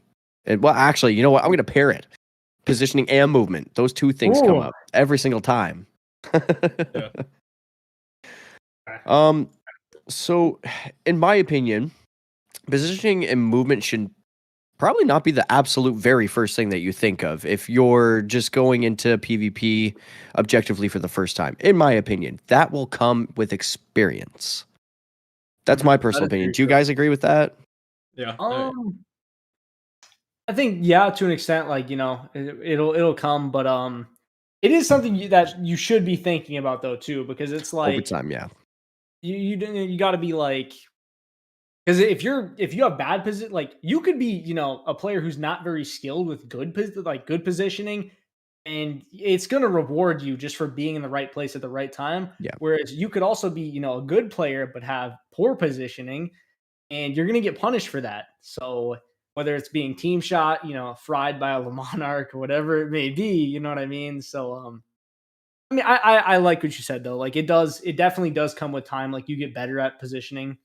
Well, the reason as you why I play say more and that more. is because it comes with a foundation behind it with positioning. for Things sure. such as map awareness. You have to know your map. If Yeah. you've never played a map Mhm. before, right? So things like your map awareness, knowing the difference between playing 3s and 6s. If you're not sure what the difference is, just paying attention to your team, things like that. So how do we start that process, right? It does involve positioning and movement, of course, and map awareness, things like that. Sticking close to cover absolutely does. So, I mean, that being said, I mean, what are some things that people can do for positioning? What do you think, Raider? For positioning, you're starting to play intentionally. What should you be considering when it comes to positioning? It's gonna come down to a couple things, right? First off, your play style. Are you an aggressive or passive play style? What works for you, and that's gonna kind of determine your positioning on how you're gonna move, right? And that's kind of the movement piece. But the other big thing I think is what weapons are you using? You gotta think about the ranges of your weapons, of your melees, of your abilities, right? Like you gotta think about those things because that's gonna determine your position and where you want to engage. If you're running sniper scout rifle, which is a terrible combination, don't run that. But if you are, obviously you're gonna want to stay further away and be watching longer sight lines. You're not gonna be wanting to go into the canalizing terrain or corridors or through the small openings that you can get shottied or SMG'd or something like that, So when it comes to positioning, I think first off, you need to focus on what weapons you're going to be using, right? What weapons are you good with? What do you want to get better with if that's what you're trying to do? And then it's going to determine that, I think. I think those are the two biggest things when it comes to fresh off my mind for positioning. Yeah, there's quite a bit underneath that umbrella. What do you think, Gravely? Honestly, like I think Native, he really nailed it. Like when it comes down to it, like it is primarily focused on your weapons. Cause like let's say, he said the sniper scout combo, amazing pairing. But like, obviously like if you're running like an SMG, you want to be within that 20-25 meter range, unless it's like the bug out bag with like 19 meters, then you might be kind of cooked. But it'll be good, it'll be better after the buff. But yeah, like you mainly just want to play to your weapon ranges, not like. Also, a big thing about positioning is knowing where your teammates are as well and not overextending. Yeah. Also, knowing when like spawns are gonna flip as well. Like, you see your teammates, it's like, okay, I'm the only person on C. there's 5 people on A, like I better get over there before they spawn here, and then I get cooked. You know what I mean? Yeah, that's a Yeah. great So, point. Great point. yeah, you just really have to be paying attention to your teammates, knowing where cover is as well. So yeah, but I think Native absolutely nailed it when it comes to weapons. Yeah, one last thing. Absolutely. One last thing I'll add on positioning too is like your initial routes, especially in like trials or comp or something like that. Your Oh, for routes that you're sure. going to take is going to determine your positioning as well. What you're trying to accomplish. Are you trying to rush them? Are you trying to send 2 on a flank, 1 on a flank? What are you trying to do? Yeah. That's harder as a solo player. So you got to kind of watch what your team's doing and position yourself according to them, essentially. You know.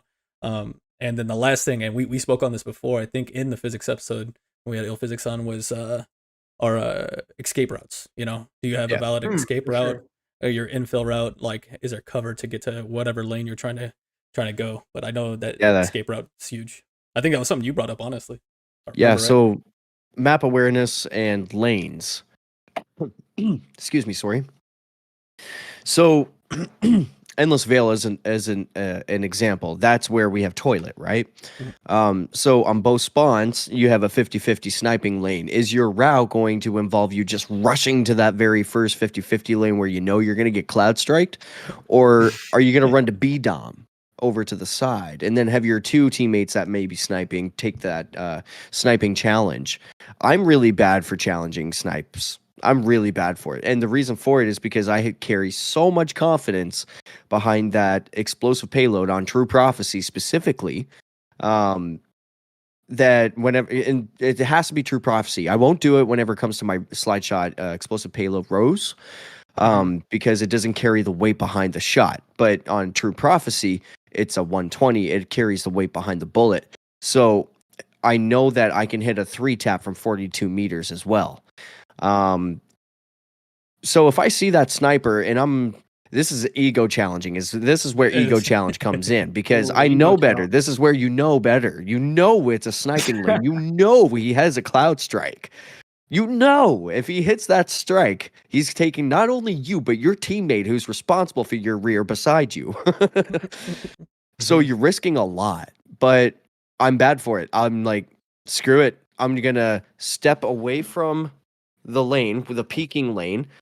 As soon as I take that step back, I'm going to jump and then start moving forward and jump again. So that way I'm not presented in the same spot. But now you have to adjust upwards.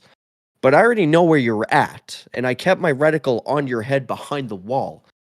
As I'm jumping up and I'm peeking, I'm in the air. We make eye contact. You're recognizing I'm not where you thought I was. And I'm recognizing I have the opportunity. Everything comes down to the millisecond in this moment. I hit him with the explosive payload. He's trying to get down to snipe me in scope. He probably has snapshots. He'll probably do it quite quickly. If Cloud Strike, not snapshots, don't got to worry about that.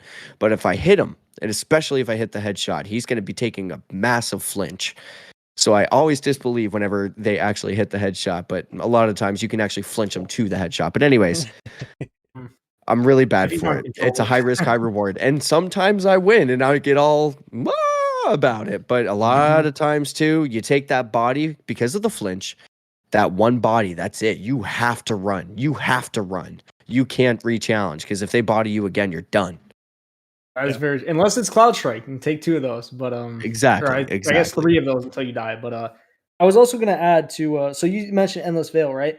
I think you also need to, when it comes to positioning, you need to pay attention to what the other teams are using, because if they have a Warlock using, Icarus Dash and a Sniper, he's going to beat you to the lane every single time unless you are also using, Icarus Dash and a Sniper. And well, I guess also if he has T-Steps, Icarus Dash, let's say you have Ophid's Icarus Dash, he's going to beat you. So you need to be mindful of that. So it's also like paying attention to what like other people, have equipped, what movement tech they have. Maybe they're using stompies, because obviously they're going to start off with their dodge. If they don't have it, it's not a problem. But just, you got to be mindful. Yeah, that's one lane that I always challenge, and for sure, like for me, like I've gotten better about it instead of just going out, because I'm a decently good sniper. That's usually what I run. I'm running my Eye of Soul, my out of bounds. That's usually my combo. But especially for Brian Reynolds that was asking about like some Titan tips, for PvP, for that specific lane, you can play it a lot safer with your shield. So you can sit there, run up to it, throw down your shield, and safely peek that lane to see if there's anything down there. You know what I mean? So that's one thing you could possibly do with that one.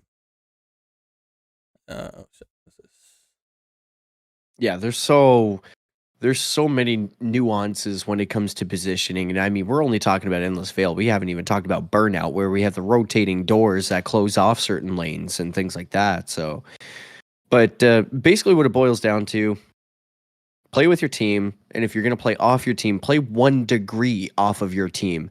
What I mean by 1 degree is you have the ability to quickly go back to them when they're in trouble, because it's not their job to cover your rear side as a flanker. As a flanker, it's your job to be the surprise. And they're supposed to hold the attention. So, things like that. There's a lot that comes down to positioning. But another one that is also quite common, that comes up quite frequently as well, as movement, which kind of pairs with positioning. And I think Gravely kind of, started to hint on that when he was talking about Warlock movement tech. So when he's talking about Warlock movement tech, which does fall under the umbrella of movement, he was talking about transversive steps, T-steps. He's talking about Ophidian aspects for the boost in handling to swap between weapons. So what are some movement tech and some movement topics that maybe not a lot of people are aware of out there, such as your transversive steps? Like, what does that do for the people out there that play Warlock that don't know? Oh, okay. So obviously T-steps, that's going to give you your sprint boost, but not only sprint, right? It's also going to help you carry more momentum into your burst glide, which you should be using burst glide, not anything else. All the other ones are horrible. Burst glide is one of the best jumps in the game. I guess strafe glide with heat rise is good too, but that's very niche, right? But so like T-steps, obviously really good, kind of self-explanatory, just a movement exotic. Dunes are kind of the same thing for Titan, and then Stompies are unfortunately not exactly the same thing anymore because they're not a neutral. Like, you have to have your dodge, right? But I think another like huge movement tech is if you're on a PC, right, and you play on mouse and keyboard, you need to know about scroll wheel skating on Warlock, like upper ramps and whatnot. Where I think you have to be playing at like 120 like there's like a certain FPS to it too. Like it's weird, right? You need to be able, you need to know how to do that because it is by far like the fastest movement in the game. So you really need to be taking advantage of scroll wheel skating on Warlock for sure. And trying to think, I don't really think any like, I don't think any like well skating or shatter skating is too important in PvP. Maybe Eternity for those big maps, but I don't see it. Yeah. So I got a question for Warlocks. I know that there's something that is kind of like a nuance when it comes to Hunters. So if we're wearing our Stompies, it's the beginning of a trials match. We got to rush to the center point. The first thing I'm doing is jumping as high as I can to bounce my head off the ceiling so that forward momentum pushes me forward. And I know that Warlock has that as well, and it has to do with like stairs or something like that. Yes, yeah. So you basically you have to bind your jump to scroll wheel, and then you just obviously scroll wheel allows you to put it like input so many like different commands in 1 second, right? So you just put on scroll wheel and then just do that. Like, you just scroll your mouse and boom, you're just shooting across the map. And like you said with Hunter as well. So the Stompy's headbang is that's just what I like to call it, right? But, the Stompy's headbang is like, depending on the map, it is very, very lethal. On more open maps, it maybe isn't as good. But like, if you look at something like, let's just say Burnout, right? Yeah. Burnout, you can move, like you can go across the map in a couple of seconds on Burnout. Like, it is genuinely crazy. So it's something you really have to look out for, depending on the map, movement and everything. Zombies, they can still be a problem. Yeah, if they're playing with intention and not burning that dodge immediately. Just unbind the dodge, honestly. Just unbind it. Yeah. Just never have it again. Yeah, that makes sense. Sorry if you can hear me typing, man. Dad Bodlink was in the chat there, and he said he wished he could hang out more with us tonight, but super stoked that his feedback and wish has been granted so quickly. Also, it's his son's birthday, so shout out to his boy. We got the same birthday. We Geminis. There you go. Happy birthday to the young fella of Dad Bodlink. Thank you so much for hanging out with us. We appreciate you. Yeah, he said he'll be lurking quietly, but he's gonna obviously go celebrate his son's birthday. That's awesome, man. for sure. One more thing on movement as far as Titans go. You did Mhm. already hit up Dune Marchers, which is a fantastic way to move faster. Peacekeepers is another one, so that'll give you like a 6 point something, 6.25. I want to say movement speed or sprint speed. Crazy strafe speed. That's Yeah, crazy. yeah, absolutely. And then you sit there and you can pair that with what I do. So I'll run Peacekeepers and I'll also run my Out of Bounds, which is a lightweight sub. Lightweight frames give you increased movement speed as well. So there's some different things you can do as far as Titans go. We did lose our constant movement with that nerf that came to our Seismic Strike, Shield Bash, and Hammer Strike. So you can't spam that anymore, but you still can use it for that. Like I still use it for my initial, get to my lane. And on top of it, I also use thruster right after it. So I'll sit there, I'll start sprinting, Seismic Strike, thruster forward, and then I'm usually still hitting that lane pretty fast. Usually quicker than most. On top of the PKs and my Out of Bounds. So like full movement. There is another movement exotic that we didn't mention. Iron For those hoodlums out there, for sure. Yeah, the Antaeus wards, they give you a slide boost. The slides. Yeah, I don't like them. So since we don't like Antaeus wards, we'll say this about Peacekeepers. Peacekeepers are like so unreal because on paper, like you get 50 mobility, it reduces the ADS penalty from 25% to 9% and increases your sprint speed obviously by 6.25%. Increase your slide distance by 33. That doesn't even sound like a real exotic. Like that sounds like fan fiction. You know what I mean? It's like, create an exotic. It's beautiful. I love them. I love them. Crazy, man. Oh yeah, and they give like how much AE? What is it, like 30?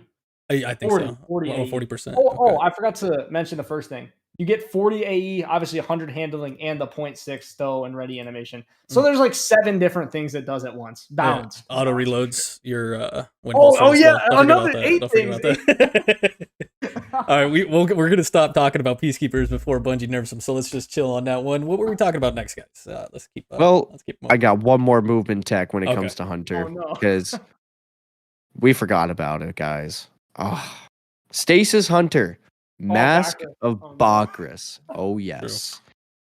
True. That thing, like, have you ever come up against an experienced Bakris user with a glaive, Gravely?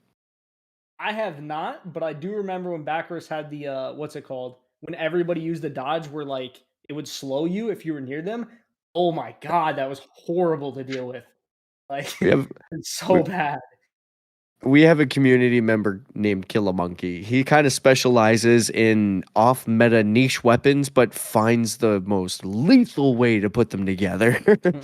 He's that experienced Bakris user that I was mentioning. It's very good when you're good with it. It's crazy. Yeah, for sure. Yeah, he killed me out of a Titan bubble one time with a glaive and that shit. Yeah. I love 1v1ing Titan bubbles with my Wither Horde. I just use it like a shotgun and bounce around so they can't punch me. All right, cool. Anything else on movement, guys, that you got? There's another movement tech we forgot about. Ooh. Oh, the grape flavored helmets, the Astrocyte verse. Mr. Gator. That's yes. Gator shit right there.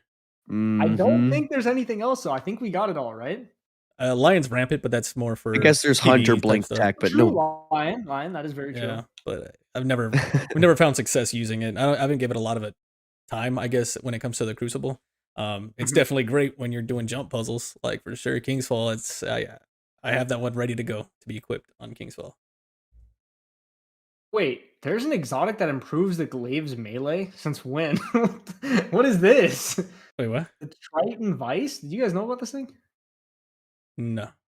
It's like a hunter gauntlet. This must be new. Like I'm looking at the thing right now. It says improves glaive melee, glaive projectile final blows. Triton Vice. Interesting. What is this? I've never even heard of that, man. I mean, I don't. Me neither, bro. It's news to me. Wait. What was it called? The glaive projectile final blows detonate if the glaive deals damage matching your subclass type. Oh my goodness. Interesting. Pair that with Excalibur and Visiboy. Or that, or the new Trials glaive. Bungie. Bungie. Maybe this is my heads up to get my early video for once.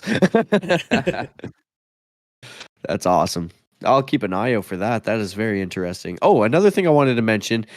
Okay, this isn't exactly movement tech as much as it is like trickery movement tech. Gemini? Gravely, I'm curious on your opinion. Have you considered the new strand? I'm gonna call it the mannequin, but pairing that with bombardiers. Oh, the like the strand dive? Yeah, the decoy. No, the The strand decoy. decoy. Oh, the So decoy. Oh, okay, yeah, okay. and then like I actually putting on haven't used it. bombardiers. Somebody used that in the lobby, and I was like, "Is this guy lagging?" Like, I had no idea what was going on. Yeah, I have not tried it at all. I honestly I didn't even think about that. But bombardiers, they're solid after they got that buff. I don't remember when it was, but they got that massive buff, and it made them usable. So Mm. that could be, I mean, listen, I'm experiencing decoys from playing Apex Legends. I don't be getting fooled by Mirage. So, It's I pretty don't think I interesting. It can. even gives it a nameplate, like a health bar, everything. And the person that leaves it behind, they can shoot it, and that'll release the hatchlings if they're close enough. But yeah, no, Mhm. I just kind of thought it was interesting. You should give that a shot. It'd be interesting. Yeah, That I is was kind of true. thinking about that. Brian Reynolds, he did have a question real quick. He said, sacrifice build for movement, question mark. And I'm going to just say, because he says, I'm sorry, I mostly, I'm used to PV, I'm assuming meant PvE PvE there, mostly, yeah. and solo PvP. So my own opinion, I wouldn't sacrifice it for movement if it's not something that you enjoy using or are good at using. Or you can sit there and start using some of these different movement things that we're talking about, different weapons and exotics. If you want to start, getting better at that, it will definitely help. But I wouldn't sacrifice your complete build just for movement. What do you guys think? I think I if you're a hunter, you need the movement in terms of mobility stat. Yeah, But yeah. outside of hunter, the mobility stat in it of itself is not as important. Sorry, Grav, I didn't mean to cut you off there. You're the guest. I'm an idiot. Oh, no, you didn't cut me off. I was just agreeing. But what's it called? Honestly, I have a very unpopular take on the mobility stat. I actually love mobility, right? The only bad thing is so Titan obviously it does kind of negatively affect your Titan skating with Mm. higher mobility. In Warlock, I mean, if you're on a controller, it doesn't really matter. But if you're on M and K and you're trying to scroll wheel skate, you do want lower mobility. But for controller players like on Warlock and whatnot, high mobility is going to allow you to strafe faster, obviously. And let's say you use hand cannons, pulse rifles, anything that's like good at peak shotting.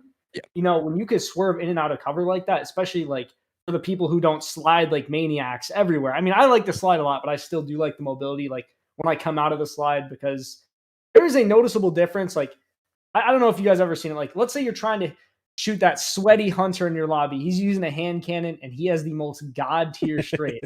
That's because of that mobility, but Yeah. people sleep on it. Yeah.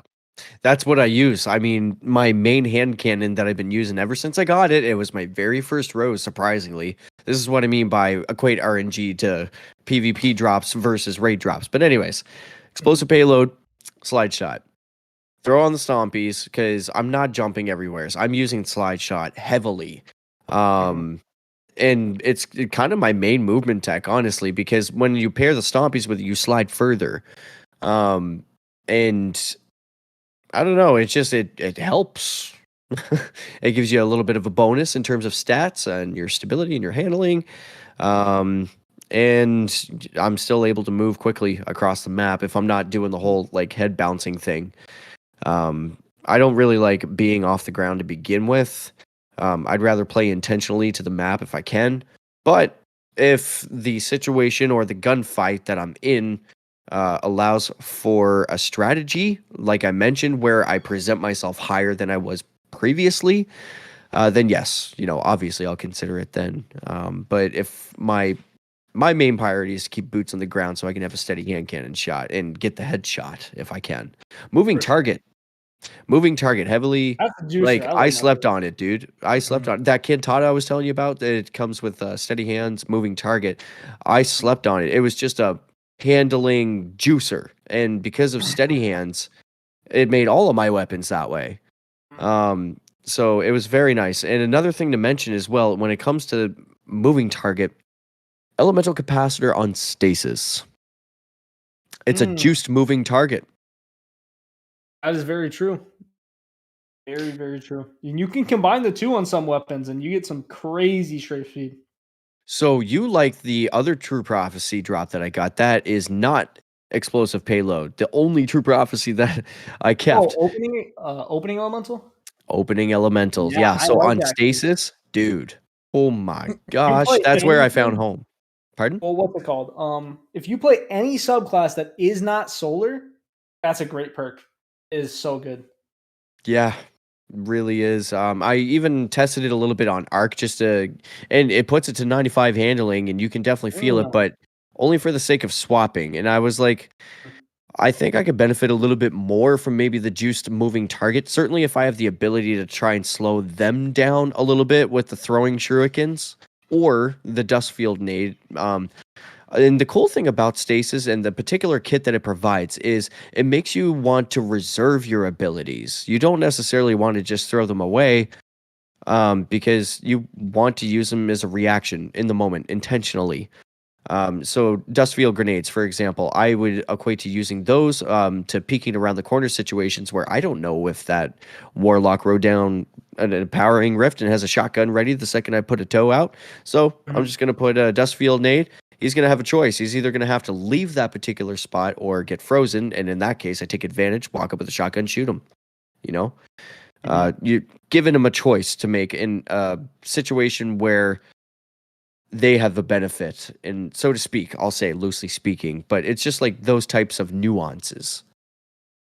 Wait a minute. What happens if you and your little stasis build run into a Path of the Burning Steps Titan? What do you do? Ah, I I either run or try to play very intentionally, meaning make it pretend like I'm running, but I'm not really running. I'm just leading from one point of cover to the next point of cover, meanwhile taking pot shots to get rid of that frickin' shield. And the second the shield's gone, then I go full out ape on them if I can. If I can, it depends on what they're Nobody really running. uses them though, so you don't have to Yeah. worry too much. But the problem to that whole strategy, the entire problem to that strategy is it involves running. You might run But into somebody else if you have to run somewhere, especially in 6s. exactly. You never know. You never know. You have to be able to you have to have confidence in the moment. And having to run, it's like, okay, you might be able to survive, but what are you running into next? In a sixes Same guy, situation, another guy. threes is a little different, but yeah, exactly. But movement under the umbrella, like just like positioning, there's so many different nuanced situations and scenarios, nooks and crannies that we could really dive into. We could be here talking all night about it, but yeah, movement I think is definitely very important. But some of the foundational things that build these things are, like we mentioned, map awareness. Now, one thing that we kind of highlight as a priority, we haven't come out directly and said it yet, but I'm going to do it now, is weapons dexterity and weapons knowledge. So you touched it earlier of knowing what you're going up against, knowing those ranges of engagement, how they're going to be able to push with those weapons, and weapons dexterity, the ability to swap between weapons quickly. Why do you think that's important to have in PvP for someone that, maybe more PvE oriented? Why we're trying to help them understand exactly why that's important. Like I said, you don't want to be getting caught, like the phrase I like to say is getting caught with your pants down, right? You don't Yeah, want that yeah, to be happening to you, with the wrong weapon in the wrong situation. Like if Native's over there with his scout rifle sniper combo, you obviously, you don't want to be in the lane, you know what I mean? Because yeah. he's gonna whittle you down with his DMT or whatever it is. So obviously like you have to, but also, doing your homework is huge. And what I mean by that is just paying attention to what other people are using, like listening to the audio cues. Obviously, if you're a newer player, that you might not know what things sound like, but even just like looking at the feed as well, you see like, maybe Drewski's in my lobby, right? He's using an SMG. I see that and I'm like, okay, I'm gonna, be mindful of that. And when I see his character, I'm gonna be like, okay, I'm gonna make sure like I'm far enough to where I can't just get destroyed by that SMG. You know what I mean? Immediately melted. Yeah. For sure, for sure. And obviously in like threes, you should be, looking at the people's little in sixes, it's not as deep, but in threes, you should be, looking, okay, this guy has this on, so and so has that on. You know what I mean? And also, this is just pissing me off. We missed 2 movement exotics, Frosties and what's it called, Dragon Shadow. Forgot to mention those. Yes, But, 100%. had to say something. Exactly. Fluffy is so upset with me right now because I didn't mention Dragon Shadow. He's gonna burn me for it. But no, you're 100% right. Dexterity is huge, man. I think that is definitely big. I've never ran anything else in my arm slot as far as mods in PvP other than dexterity mods, you know? And Yep. what's cool is you can combine certain things to where you can, have more dexterity on a certain weapon or, element, right? For sure. If you have like peacekeepers, right? I'm not gonna need that for my subs for my out of bounds, which is an orc sub, so I'll focus everything into kinetic dexterity, for my ISO. So I think is there anything else that you guys run besides dexterity on your arms slots?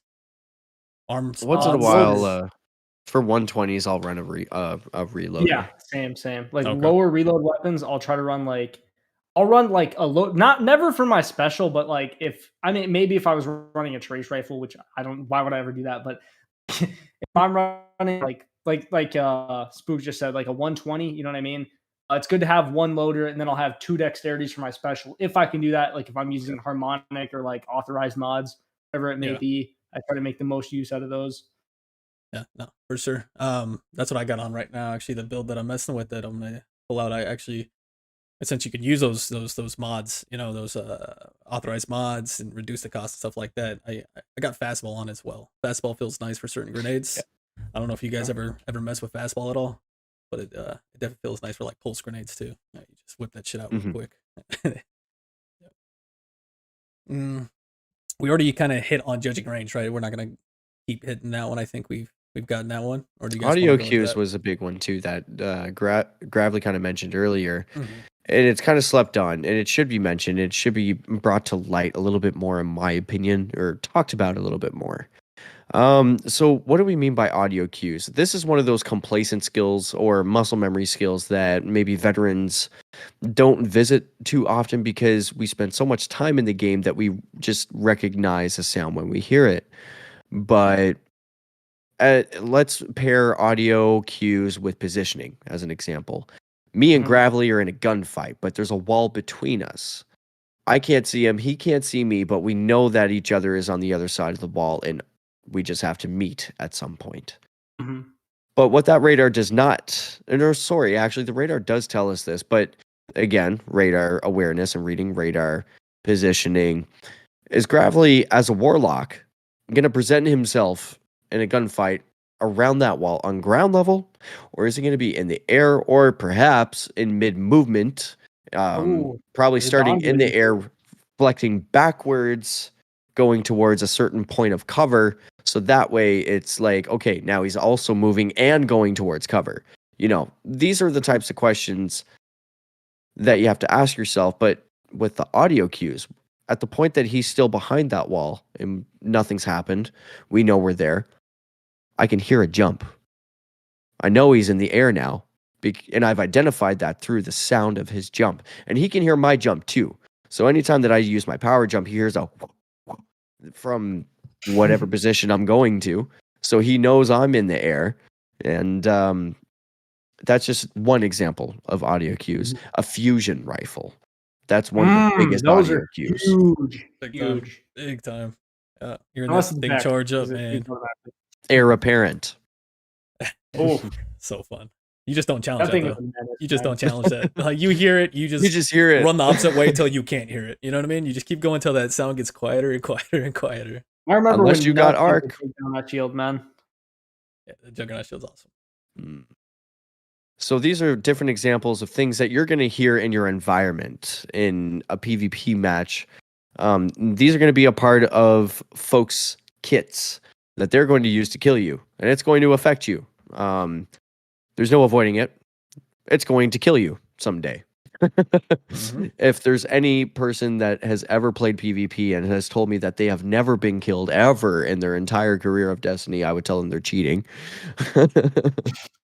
Yeah, One of the other But that's things, where these lessons come from, and that's how you learn, these audio cues. Just by getting involved, you're going to hear these things. Bastion, oh my gosh, DMT on PC at one point, like that was the bane of my existence.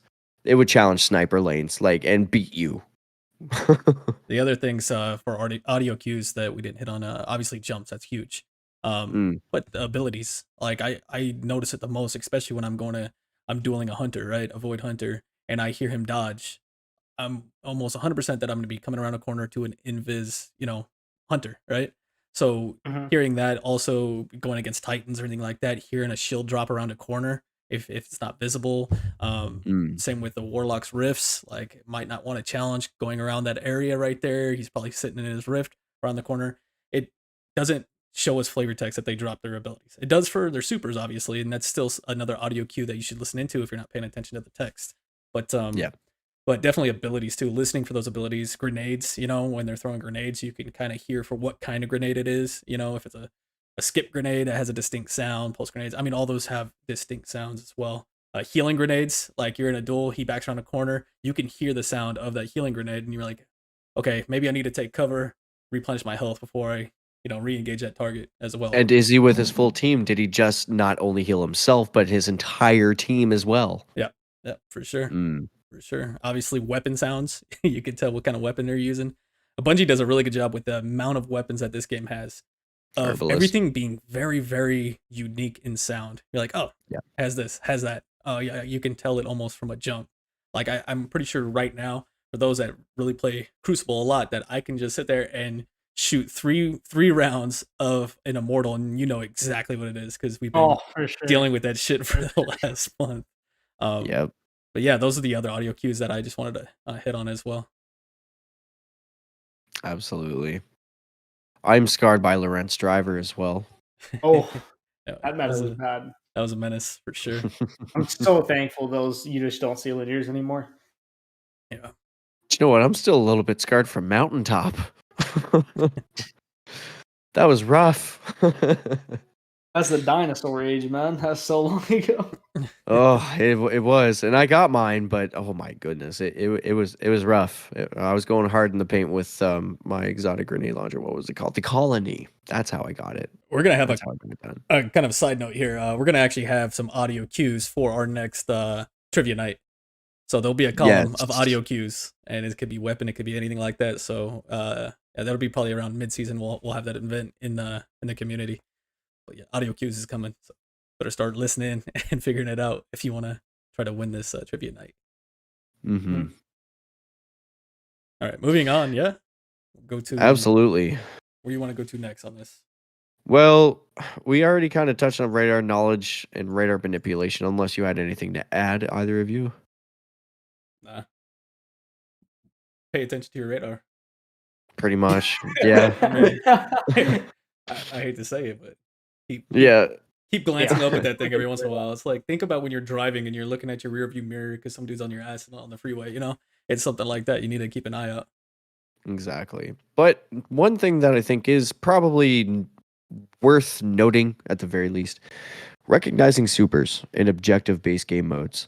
So I equate this experience to trials for myself, but for I'll say the audience at large, in some sort of a pub setting, even Control. Oh my gosh, why does Void Titan win everything that's PvP objective based? Because they got a frickin' bubble.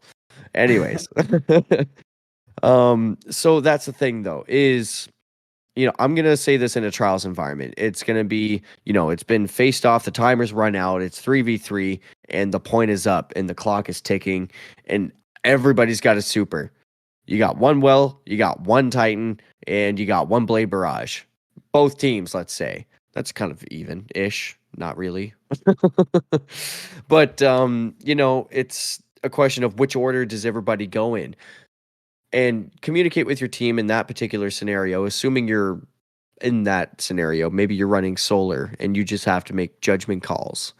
But, again, recognizing supers and what round you're in. If you're in round 3 and you go pop in your bubble, big sad.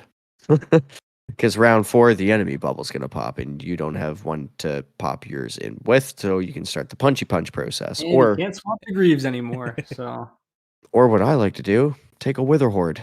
I mean, yeah, you could swap Wither Horde. You'd be fine. Oh man, they're like, I wish I could clip all of the times that I don't have clips that I've won 1v1 trials matches against Bubble Titan. I have nothing but a Wither Horde, and just like use my movement tech to stay out of the way, make them lose track, and then use Wither Horde like a shotgun, direct hit, and then run. It's dirty, I know. That's why Titan tip bubbles also, obviously you're running void, you should have Bastion on, so have your big barricade in there and you throw a barricade inside the bubble for little annoying ass, hunters like this, and then they're gonna run into that. And you can play your shield game, your shield going in and out of your shield while you're in your bubble, also keeping up more overshield. I'm gonna call Drewski and ask some tips. Just kidding. Hey, Drewski on here. Oh dear. I make the joke, but no, it's recognizing supers in objective based game modes, it's like I say, it's something worth noting, and just to be considerate of when it comes to the end of the match and when it really matters. Yep, 100%. And also, if you're playing with a team, man, call that shit out. Hey, so and so, they got bubble, they got T Crash, they got whatever. Well, like for me, like I run T Crash exclusively, and I do that, and I will hold it and save it until to counter one of theirs as well. Like they drop a well or a bubble or something like that. I'm T crashing in, killing them, and we got it. So. Oh, and Raider, we have a Warlock tonight. Hello, let's ask him what he would do. God, my bad. Bradley, what you got? What was this choice again? My fault. Just recognizing supers in objective-based games, like whoop. Oh, okay. Yeah. So like in like trials and whatnot. Oh yeah, I remember. Yeah. So like, what supers are you watching for that are going to affect you as a Warlock?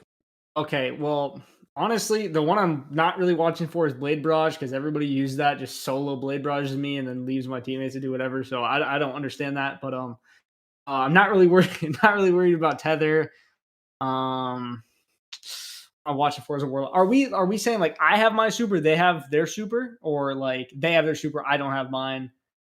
We'll say in a situation of trials where like you're in the last round, it matters, points up, and everybody's got a super. What supers are you trying to be mindful of and be tactical of that are a threat to you as a Warlock? Okay, so number one super you have to be looking for is like, especially like if you're playing well lock, right? Got to be watching out for that T crash, because it will break your well. It's going to kill you immediately, and you obviously can't just have your entire team there because you're going to die, right? Mm-hmm. So you have to be very, very mindful of T crash for one. I mean, I was gonna say golden gun, but nobody really uses it. And if they're using what's it called, dead shot or whatever, like is dead shot, that's the spam shooter one, right?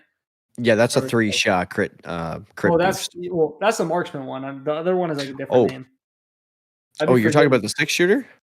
Is it called? Yeah, whatever. 6-shooter. Yeah, I'm just gonna call it that. Yeah, I'd be calling it spam Goldie. So if they're using like spam Goldie, I'm not really worried, because they have to shoot you like I think twice to kill you in a well.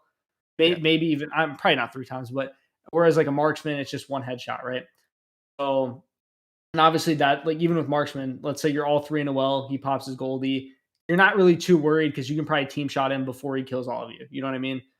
So my priority as a Goldie is to shoot that sword. Hey, most people honestly, like you'd be surprised, they just don't shoot the sword. Like I feel like people just don't know you can do that for whatever reason. And shutdown supers definitely are like Warlock's biggest like priority though, because like I said, most of the time you're gonna run well. Dawnblade is usable now, like that they buffed like the cooldown or whatever. But like I said, if you're using well, you really need to like isolate those other supers. What I like to do sometimes is I'll place my well and then I'll tell my teammates like, yo, get out of here. You know what I'm saying? Because he's gonna blade barrage the well, and then boom, the blade barrage is gone. Sometimes the blade barrage actually doesn't break the well too. Sometimes. Sometimes it's rare, it gets whiffed. Yeah, for sure. And then sometimes it'll just kill you, not the well. But in that case, they just run, your teammates will just run back to the well or whatever.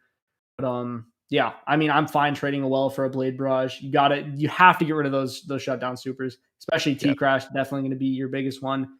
Fist of Havoc is not a problem, but I haven't seen that super in like 2 years. So like I forgot that was in the game. True. The other thing I know I like to do, because I'm always running my sniper sub, is that's another thing to take out a well, you know, or a warlock in a well, is just a headshot, you know, with a sniper. So do you have any advice for the warlocks out there, as far as maybe placement or constantly moving, you know, spam crouching or something like that while you're in your well, Ooh, to okay. avoid like a sniper headshot?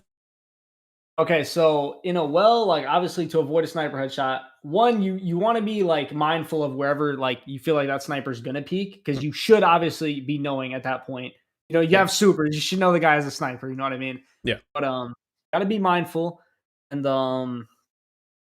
I will say this: like what I try to do is obviously I run high mobility, so I rarely ever get sniped out of my well. Like it's maybe happened a couple of times. But I'd say like maybe throwing a couple of jumps right there, because even if you're inaccurate, like inaccuracy in the air, like if you're within the radius of well, it's not going to get you killed, because you're basically immortal unless they use an immortal with target lock, ironically Yeah. enough. But, like so just throw some movement in there, and then obviously like try to flinch the sniper off his shot, because he should be your priority when you're shooting at Yeah. people. Because like let's say somebody's trying to ape into the well, maybe get his shotgun melee, thinking that'll work. It's not going to, but people try it anyway. Maybe somebody's doing that. You want to really like, don't even worry about that guy. Just look at the sniper, take him out first, and then take the guy who thinks he's gonna like shotgun melee you out of the well. So, Question for you guys, because I honestly don't know. This one is probably more directed toward you, Sweaty. What about a weighted throwing knife? Obviously, that's not an easy thing to do, but a weighted throwing knife in the head of a warlock in a well, will that one shot? I don't think so. Not without some sort of empowerment. Just by itself, I don't think it will. it's a theory. I would have to test it, actually. I wonder if it would when you have Radiant. what's a solar empower? Yes, thank Yeah. you. Thank you. Can you do your radiant okay, dodge? I'm not so- sure. I gotta say this. I have like a lot of gunslinger hunter myself. Like that's like probably what I play the second most, like after warlock. Okay. And so a base throwing knife is, I think it's 212 to the head. Okay. So with the damage reduction, it's not going to kill. Like what he said, radiant maybe, but I don't even think radiant would. I think you would need I think you would You'd need the have to have a throwing knife follow-up probably. shot or something. For sure. Maybe if they like your teammates, the team shooting him might work. But I know for a fact that the hunter gauntlets, the Aetheri's Embrace, will one shot. And Yeah. we might be seeing more of those, especially if they ever do decide to actually nerf Young Amukamara's spine. But who knows? Who knows? For my crazy fellow Titans out there that like to run into that well, like you're talking about with the shotgun and melee. What about Peregrine? Should that be able to take him out? Greaves. Okay, so that is, that's a huge thing right there. Greaves is like, well, the thing is now, like, people don't use Greaves as much because you have to commit to using them. If you swap, you obviously lose your super energy, right? Yeah, exactly. Now, you could get around that by obviously using your super very early on and then swapping to Greaves like the next round or something, or like the enemy supers. And I guess Greaves actually like technically got buffed because shoulder charge cooldown is not as long anymore to Right. compensate for, So, I mean, Greaves, like you just like, I would say just don't place your well like next to like a wall or something. Because if he has to ape up to the well and it's like in the open or whatever, like maybe it's on a point and there's not like let's say like you're on Endlessville, for example, right? Like you're capturing the flag on the little like the platform outside the B platform, right? Wait, is B in toilet or is B in the, I don't even B's remember. outside. You guys know what I'm talking Yeah, about. no, you're right. You're right. Yeah, B's outside. Okay, yeah. So right there. So you're on that platform. What I would do is, because he's most likely going to come through Cubby, right? Because that's like his most protected spot where you need a shoulder charge. You need to place that well, and you need to back up all the way to the back of Shrine. Otherwise, like Native said, he's going to run in with his Greaves. And then, I mean, unless his Greaves glitch out, which does happen sometimes and they don't get the buff, he's going to one-tap you. And I think on, what's it called? Solar Titan, you can actually like take a whole team out with like one shoulder charge if they're like close enough. So you have to play it very smart, especially like Greaves. Greaves are they're outstanding for shutting down literally anything in the game. You could shoulder charge a T-Crash. People don't really know about that, but It's happened to me. Well, I was so pissed, bro. It can happen. Oh. They're disgusting. I had to record it to see what the hell happened because I didn't. It was so quick because you're in T-Crash, everything's blurred and you're just going. You know what I mean? Like I had to record that and frame by frame that shit. I was pissed. I would have been like, oh hell no! Yeah, He did there's not. no way. He put me on a t-shirt. There's no way. Did he just grieve me out of my super? God. So Again? it definitely, you can definitely grieve somebody out of well. For Mm. sure. Okay, I was curious about that. I don't think I've ever tried it myself. It works with bubble as well. Yeah.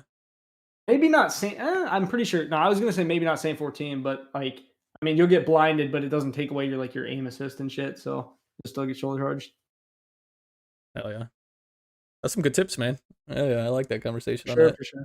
Hopefully it's helping out those people out there. I know it's gonna help me out with some of these ideas you got going on. Oh, for sure, man, for sure. And like I said, like if you like, you can't swap anymore in trials, and like you'll lose your super if you swap, right? Yep. But Yeah. I'd still keep them on in case, like, let's say you just go in with the mindset that you're like, okay, I'm gonna pop my super like first. I get my super, I'm gonna pop it right away, and then I'm gonna have Greaves afterwards. So after I pop my super, I can swap to them, and yeah, I'm gonna lose like all my ability energy, but it doesn't matter because I already used my super. You know what I mean? Yep. And then you have the Greaves on like the rest of the game for the enemy team supers, which is gonna be huge.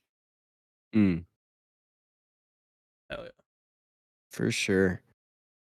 All right. So we're starting to run a little long on time here. We're going to wrap up our show topic, but there's a couple of other topics under that umbrella. I just wanted to close it with. And then we'll have our closing thoughts here. So one of the things I wanted to mention is reticle reading or reticle placement. We hinted to this one other time in a previous episode, but I think it's worth noting again and bringing back up and shining a light on and bringing to surface and awareness. So reticle reading / reticle placement. What are you talking about, Sweaty? Well, I kind of mentioned it earlier, but like your passive reticle placement, as an example. When you're turning a corner, are you going to be looking at somebody's toes if someone's standing there, or are you looking at the head for a headshot? I think that passive reticle placement is often not mentioned enough, in my opinion. Now, reticle reading, of course, Bungie's been making some changes in terms of the reticles lately, trying to give us some more information. Things like on Fusion Rifle, it'll show you the charge now. On more information such as like Ace of Spades, it's going to show you how many of your Memento Mori shots that you have. Things like that as an example. So that's really all that I meant by reticle reading. And of course, like whenever your reticle turns red because you're in that range of engagement. There was something that Raider mentioned earlier that I thought was worth noting. Class ability 3 peeking advantage. It's in the game. It's not cheating. Use it tactically. Not cheating. Get over it. Like, that's the only way to put it. Use it. Excuse me. Team play, of course, I had mentioned earlier, playing 1 degree off of your team and not, and as Gravely said, overextending away. It's very important. I don't think anybody's really mentioned this yet tonight. Maybe we can just briefly mention this, but the pie method. Do you know what I mean by the pie method? Yes. Yep. I honestly, I don't. I think you just mean like holding angles and whatnot, like head Yes. glitches, stuff like that, maybe. Yeah, exactly. So, Raider, would you like to explain to the listeners what the pie method is? Yeah, absolutely. This is actually something we do in the army, or when I was in the army. Pieing Ooh. corners. So pieing corners is you're gonna slowly strafe around a corner, and you're gonna be having your reticle up and ready, kind of reticle placement like we were talking about, but you're gonna be pieing that corner, not necessarily strafing to the side, but more so pieing as in you're slowly kind of turning like this. Okay, like just regular strafing is just like this. You're exposing your body more, so you're gonna be strafing and also turning at the same time, pieing corners. That's what pie that I'm thinking of, unless that's something different that you're talking about. Well, pieing corners, yes, it's the same concept. So you're at a corner, you got your gun ready. I'm using a hand cannon. I know there's 3 people around that corner. But depending on how much I peek, I can only see 1 person at a time, depending on how spaced out that they are. Which means I can take a 1v3 situation, and by challenging that corner, by pieing the corner, instead of it being a 1v3 by exposing my entire body around the corner, it turns into a 1v1. Okay, I win that gunfight, next fight. another 1v1, win that gunfight, next fight, 1v1. So instead of a 1v3, it was a 1v1v1v1. So that's kind of all I mean by pieing. Okay. Yep. Makes sense. Yeah. So just cutting it off, trying to get as many like you said, instead of a 1v3, 3 1v1s. Yep.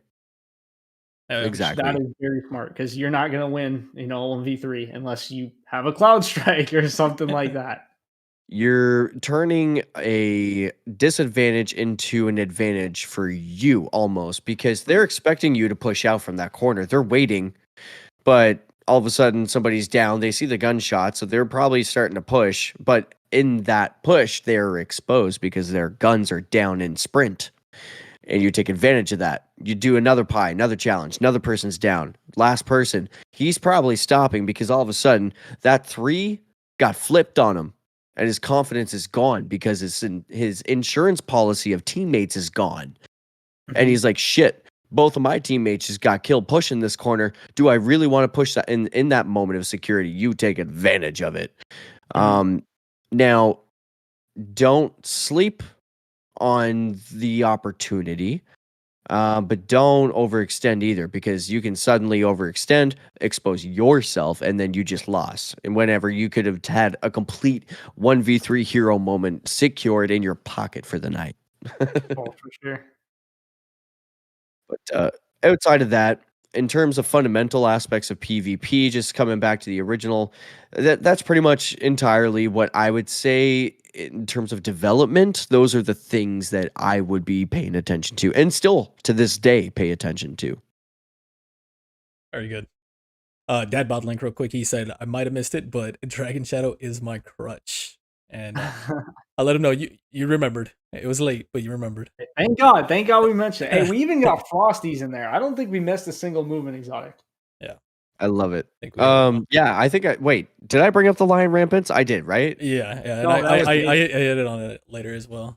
Because Lion Rampants and Last Word used to be a thing, right? Oh, that was the thing with DMT for a while, actually, too. Yeah, it sure was. DMT. That was the most miserable, DMT meta is just that gun when it first came out, I was like, okay, this is stupid, right? And then they rebuffed it again, made the same mistake, and I was like, okay, well, especially I would play in a lot of PC lobbies, you know what I mean? So controller had nothing anywhere near DMT's level of potence. So it's just okay, it made me not want to play PC lobbies at all. Yeah, it could challenge sniping lanes and win, by the way, mercilessly.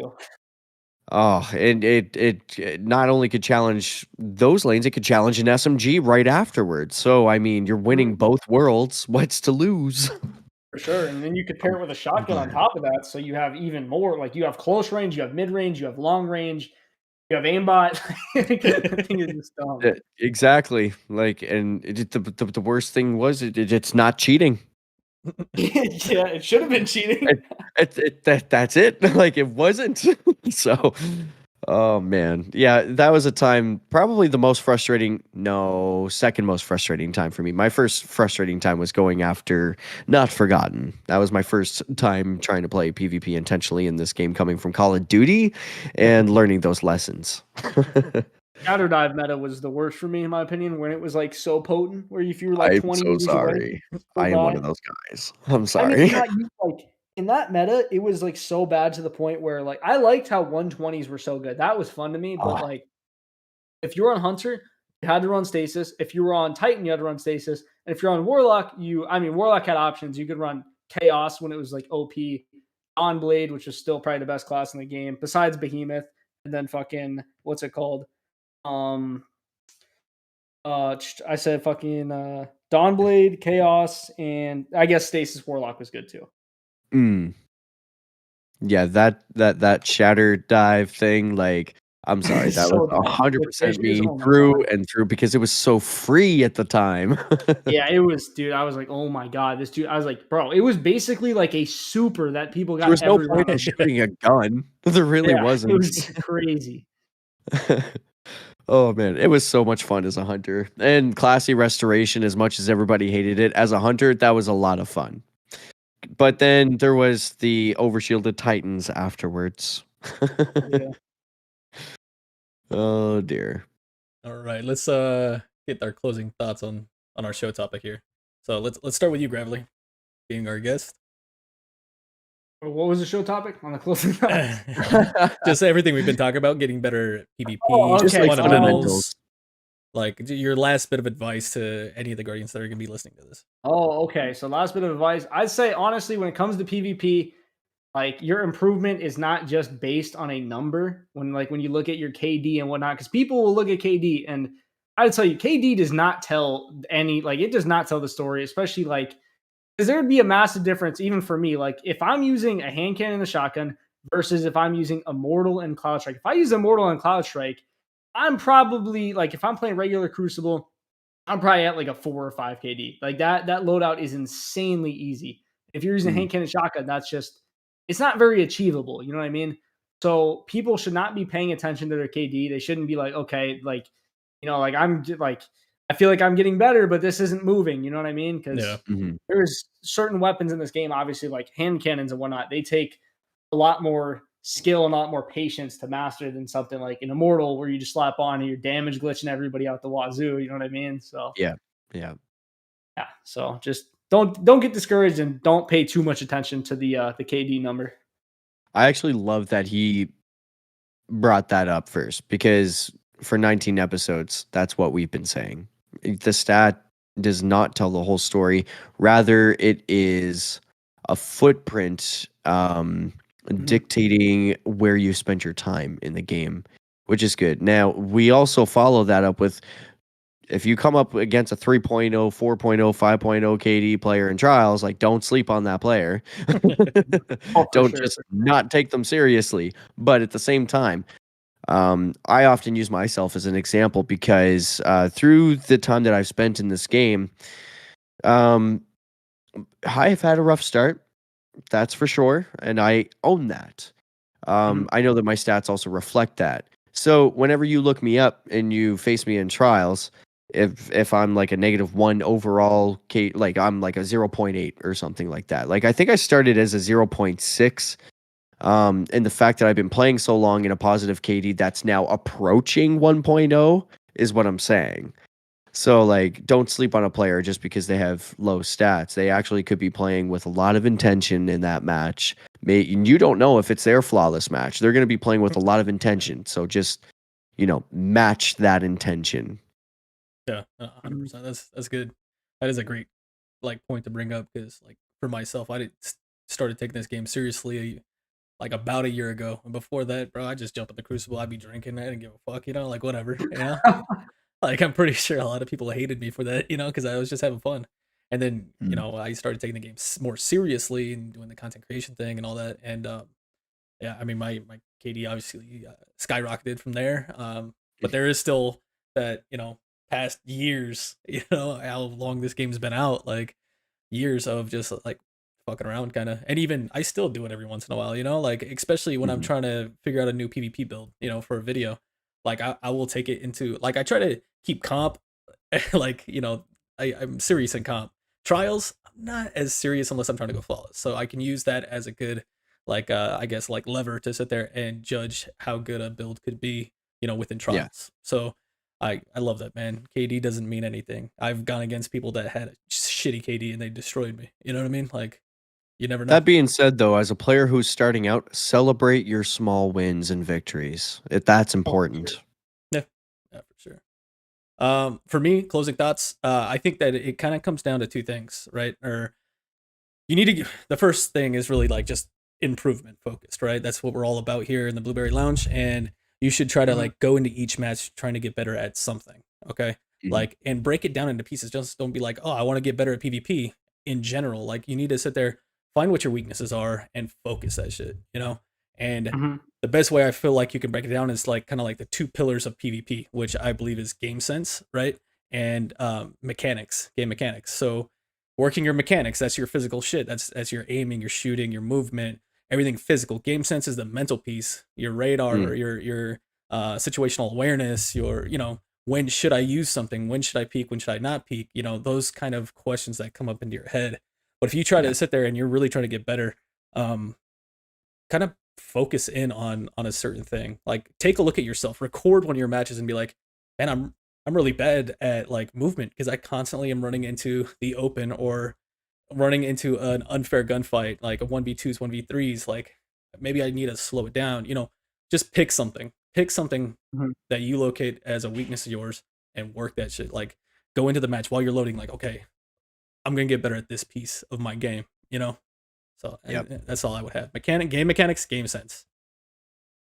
At the end of the day, Guardian, I think it's safe to say that, and we're all here in the present game as well. At the end of the day, we all just want this to succeed. We all know the potential that it can be. We all know from nostalgia as well how good this game can truly feel. And we all just want to see the success of PvP. We are all truly invested in it. We enjoy it. And for me personally, I've met some pretty rad fucking people because of PvP. I mean, here we are today speaking with Mr. Gravely, one of many folks that we've been able to talk to because of PvP and Bungie and Destiny 2. So really, like I said, just to encapsulate everything at the end of the day, we want to help you improve so that you can enjoy your time in PvP, hopefully as much as we do, because we want to see the game mode succeed at the end of the day. Yeah. All right. I think that wraps it up, man. I think we'll save the TWAB. There really wasn't much to cover. Nothing like game breaking that we need to discuss. So I think we can skip that. Which is kind of why we're okay with extending. Yeah, we're okay with that. Like there's, I mean, looking through, there is a cool thing at the end. I just wanted to shout this one out. It was Sam that did this TWAB. There's a link, but we wanted to share one more thing. Click the link. They got, if you haven't seen it on Twitter already, they got screeds that were scaled 5 times. It's terrifying, bro. Like, and they said that, you know, they won't be in a live game for now. So who knows what they could do with that, but yeah, that's like we will not get dedicated servers for now. I had to do it. But yeah, I mean, I'm thinking of those screams for the Haunted Forest. Who knows? That'd be cool. I'd be down to see that. There was also an update with some fixes, so read through that at your own leisure. That's update 7.1.0.1. Yeah, I mean, I say do you want to jump in? I think we had a question or two. Do you want to do questions, announcements, and call it? Let's do it. All right. Let me pull these up. Here. Go. Uh-oh. Pinned. There they are. Right, go ahead, start off. I'm going to take the biggest question here because I submitted it specifically for Native Raider. So I was just trying to be funny, basically. Somebody put in a question, and I was like, "Oh, I wanted to put in a question. Wait, this is..." And then I said this too, and I was like, "Wait, fuck, this is my show. I can't ask questions." I was like, "Wait, yes, I can. Do whatever you want, bro." This is what I came back with. I was like, question for Native Raider. Arc Titans, baby. You've seen them, you've heard them, and Native loves them. So, Raider, how does Arc Titan feel in PvP with some of the Arc melee cooldown nerfs that they've implemented? I could compare by contrast with Stompies, as we too no longer have constant uptime on our movement. It's been jarring for me in the world of Hunter, but had your playstyle changed much or felt any different? It sucks, bro. I mean, it's simply put, like the movement thing, and it took me quite a few matches to get used to it, to like sit there and really get used to it, not be spamming my movement all over the place with my seismic strike. But at the same time, I gotta say it's not as bad as I thought it was gonna be, because you are getting it back pretty quick, you know. So it's it does suck. It is a nerf. However, like you pointed out, Gravely, it is a buff for, you know, the Peregrine users. So yeah, I mean, I don't like it, but it is what it is. You got to deal with it, bro. What the fuck am I supposed to do about it, you know?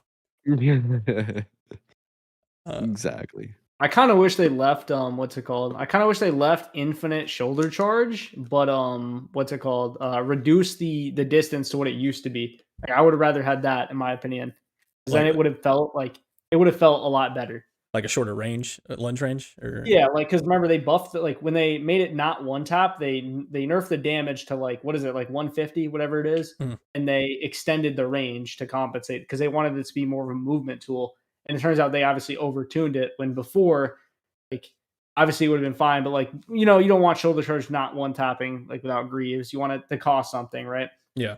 But if they did it Yep. like that, is another problem. Like let's say they also like made it so you after you slid and shot your gun, you couldn't shoulder charge afterwards. I think that would have been like perfect. But I guess like the nerf is that they did is fine, but kind of lame, not as fun. But Yeah, I agree with that. Next question here. This one is actually kind of for you, Gravely.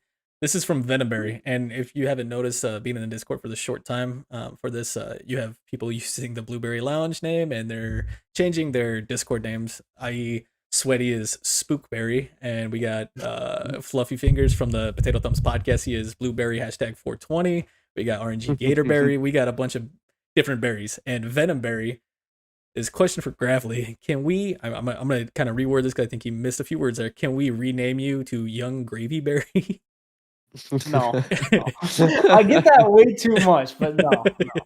That is the correct There you answer. go. I am so sorry. Venom, go back to your cage. I know Just kidding. we gotta Hey, Venom. We yo. gotta control him sometimes. He could be a wild child at times. No, he means well. Love you, Venom. Absolutely. Love you, brother. All right. Let's see. Abstract. Question for the show. What's your ghost's name? And he goes on to say, mine is Loki. Interesting. To go along with that Odin theme. People like name that. their ghosts? I guess so. I never even thought of naming my ghost, if I'm being honest. Yeah. Like mine is named Two of Diamond Shell, and that's definitely not what it's called in the game. That's, Okay. Oh man. Mine's a I don't know. Horse Shell. That's the name of mine. I'm looking at it right now. It's already been named. Bungie did it for me. I think mine's Okay, Lantern we Shell. did it. Let's go. Yeah, you couldn't. Oh man, wouldn't that be a feature? Rename your ghost shell like you could, like a nickname, like a Pokemon. That would be dope. That'd be kind of cool. I might do that then. We got Shoulder Charge Berry. He has a follow-up question to Shoulder Charge Berry. that's our guy. Casually, no way. That's Moose, I believe. Shoulder Charge that's Berry. an He says, like question it. for the show. To follow up Abstract's question, what is your guardian's name? Have you ever named your guardian? Oh. Yeah. Warlock. Oh. It's SweatySpookz. Oh, okay. How like original, bro? How original. Gravely's might be Gravely. I don't know. It's the name whenever you look me up. Mine's Gravely Spooks. So I got the one on that Shoulder one. Charge Berry. Shoulder Charge Berry. I love it. Thank you, Moose. Appreciate the question. Absolutely. That's funny. All right. Let's see. Question for the show. J Bunny 1991. He says, which do you think is going to be the next reprised brain to mouth malfunctions raid to come out this year? So reprised raid to come out this year. I really don't know. And if I don't know. If I had to make a wild guess, I'm just going to say Wrath. What do you guys think? I have no idea. Yeah, hopefully it's one that I've never done. Because of what I saw on Twitter. I'm not Oh, yeah. going to say much, but unfortunately, I hope that's not real. And like, I think they did still say they were bringing back like another D1 raid, right? I think so at some point. That seems to be the common belief. I believe that is correct, though. They do. I would love to see, like, honestly, I know some people are like, oh, Crota's End is a dungeon, but like, here's the thing. When that raid was out, like, it was so unique, so cool and everything. Like, that raid, if they just kind of filled in the holes of that raid, made it, longer, actually, like, so you couldn't cheese every single encounter, like, imaginable. I think Crota's End, especially like loot-wise, It'd be pretty damn good. I mean, you think like the hand cannon was bomb, the auto was cool, the scout was fire, although it'd probably be a 180 in this game and suck. But still, you know what I mean? Like Black Hammer too. I think that's already technically in the game, but still, like, that's some cool loot. Absolutely. For me, I have no idea, I see what you man. did there. I just Absolutely, I see it. I did see what you were talking about though on Twitter. I saw that earlier today.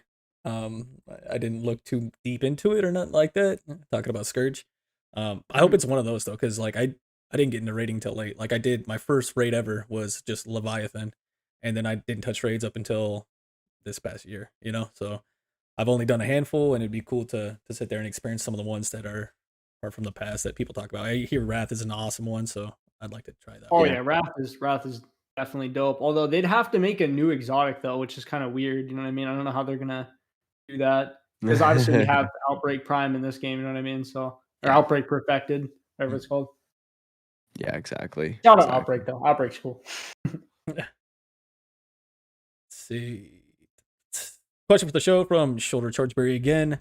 Raider, I'm still in your question. I asked this question. I think it was in Guardian Downcast or Potato Thumbs, one of the two. But if you get to turn one movie or TV series into a game that you would like, you know, what would it be? And for him, he says he's going for a good Pacific Rim or Real Steel game. Nice. Okay.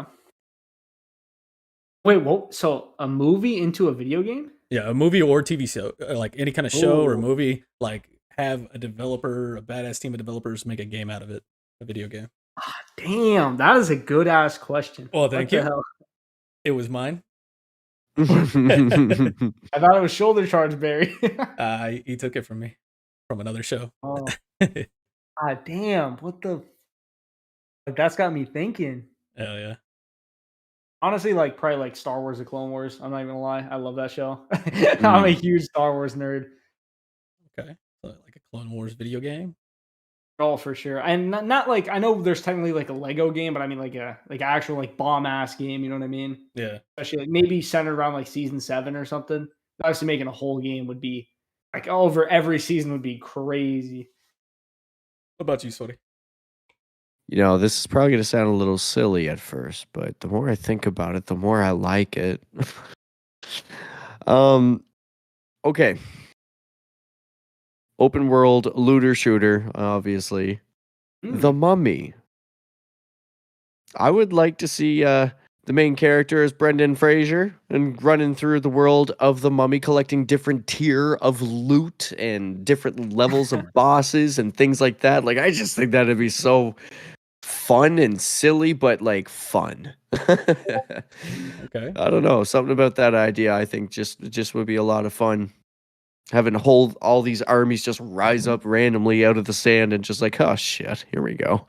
You're gonna have some like Dynasty Warrior 5 type vibe fighting to it. Oh yeah, and you get like a whole different selection of different weapons. Like you're not just restricted to like one weapon type. Like I'm sure you could probably take out nunchucks if you wanted and just go to them all. Like they're Sam people. Okay. But I don't know. Like I think turning that idea to like a modern like AAA high graphics, like so many different options, character builds and identity type video game would just be fun. I like it. That's my answer. I like it, man. For me, and I already answered this in GDC when I asked this question, was the show called The 100. It's on Netflix. I don't know which, maybe a CW show. I'm not sure. I don't think it's CW. But I don't know if you guys ever seen The 100? I've heard of it. I don't think I've seen it though. Yeah, there's like 7 seasons. It's over now. They're not making it anymore, but there's a shit ton of seasons. It's on Netflix. I got all the seasons on Netflix, so check it out. But yeah, that one's dope. Like it's another kind of like sci-fi type thing, you know, like they're in space, the Earth got like destroyed from nuclear war, blah blah blah. They sent people up to space to, you know, keep the humanity alive again. And they sent 100 people down that were prisoners on what they called the Ark, right? And they get down there and they find that there's actually other humans that are there, and they have a bunch of different factions, and they're tribalistic type people, you know. And it's just it's dope. So they would be like an open world game, factions based, and open PvP, like, you know, the game Ark. It's something similar to that, but with a little bit more story and idea behind it. That actually sounds pretty cool. That would be fun. That'd be cool. Dangerberry wishes you a happy birthday, by the way. Well, thank you, Danger. Appreciate you, bro. All right. I think. Wait. Was there one more? Is that it? Nah, there's one more from Venomberry. Question for the show: what dungeon you enjoy running? I think I know your guys's. Possibly. I definitely. Grass? Yeah. Yeah, we perhaps share that in common. I'll go with the same. I thought that was a super dope dungeon. Okay, I don't enjoy the servitor encounter though. That's the one thing I don't like about a dungeon. I don't like it because it feels like it takes forever sometimes, and I it don't should like have been going slow. 3, man. 3 servitors, especially like if some listen, if some idiot on your team messes it up, like I'm like, oh my god, like bro, You got to do it I just- all. Yeah. it's bad. Oh yeah. Outside of that though, it's phenomenal. Yep, right there with you. There. What was the other one? There was one more that I didn't. Where does judgment come from again? The hand cannon Prophecy. prophecy. I don't mind running that every once in a while. Once in a while, I just get this odd, weird feeling that I want to just do it, and I'm like, hey, somebody want to run a prophecy randomly? I don't know why, but I hated soloing that one. Like that dungeon felt very like RNG because the what's it called? The knights would just soloing, yeah. ape you around the corner. Yeah. Yeah. They just like ape around the corner, or they wouldn't. You know what I mean? And you didn't know which one. So it's like, Yeah. man. And that was obviously like I soloed it before. What's it called? They buffed up the rezeal. It's like now you could probably just go in and. I mean, not as easy as when rezeal was at 40%. That was probably the easiest time to solo anything, but Yeah. you know, like back then it was just like, oh my god, like night apes around, you're dead. You know what I mean? So so annoying. But I think that was when Lament was like OP though. So like it did make it Yeah. a little bit easier. Yeah, absolutely. But that's you know what? If it wasn't Grasp, I would say that's probably worthy mention or my runner up. For sure. Yeah. I like Duality. Duality was cool. I hate Duality. I'm not gonna lie. Equally. But I respect it because like it is like I just didn't like it because I felt like it took too long for whatever reason. But I do think it's a very cool concept and it looks cool. You know what I mean? So, Yeah. The mechanics Yes.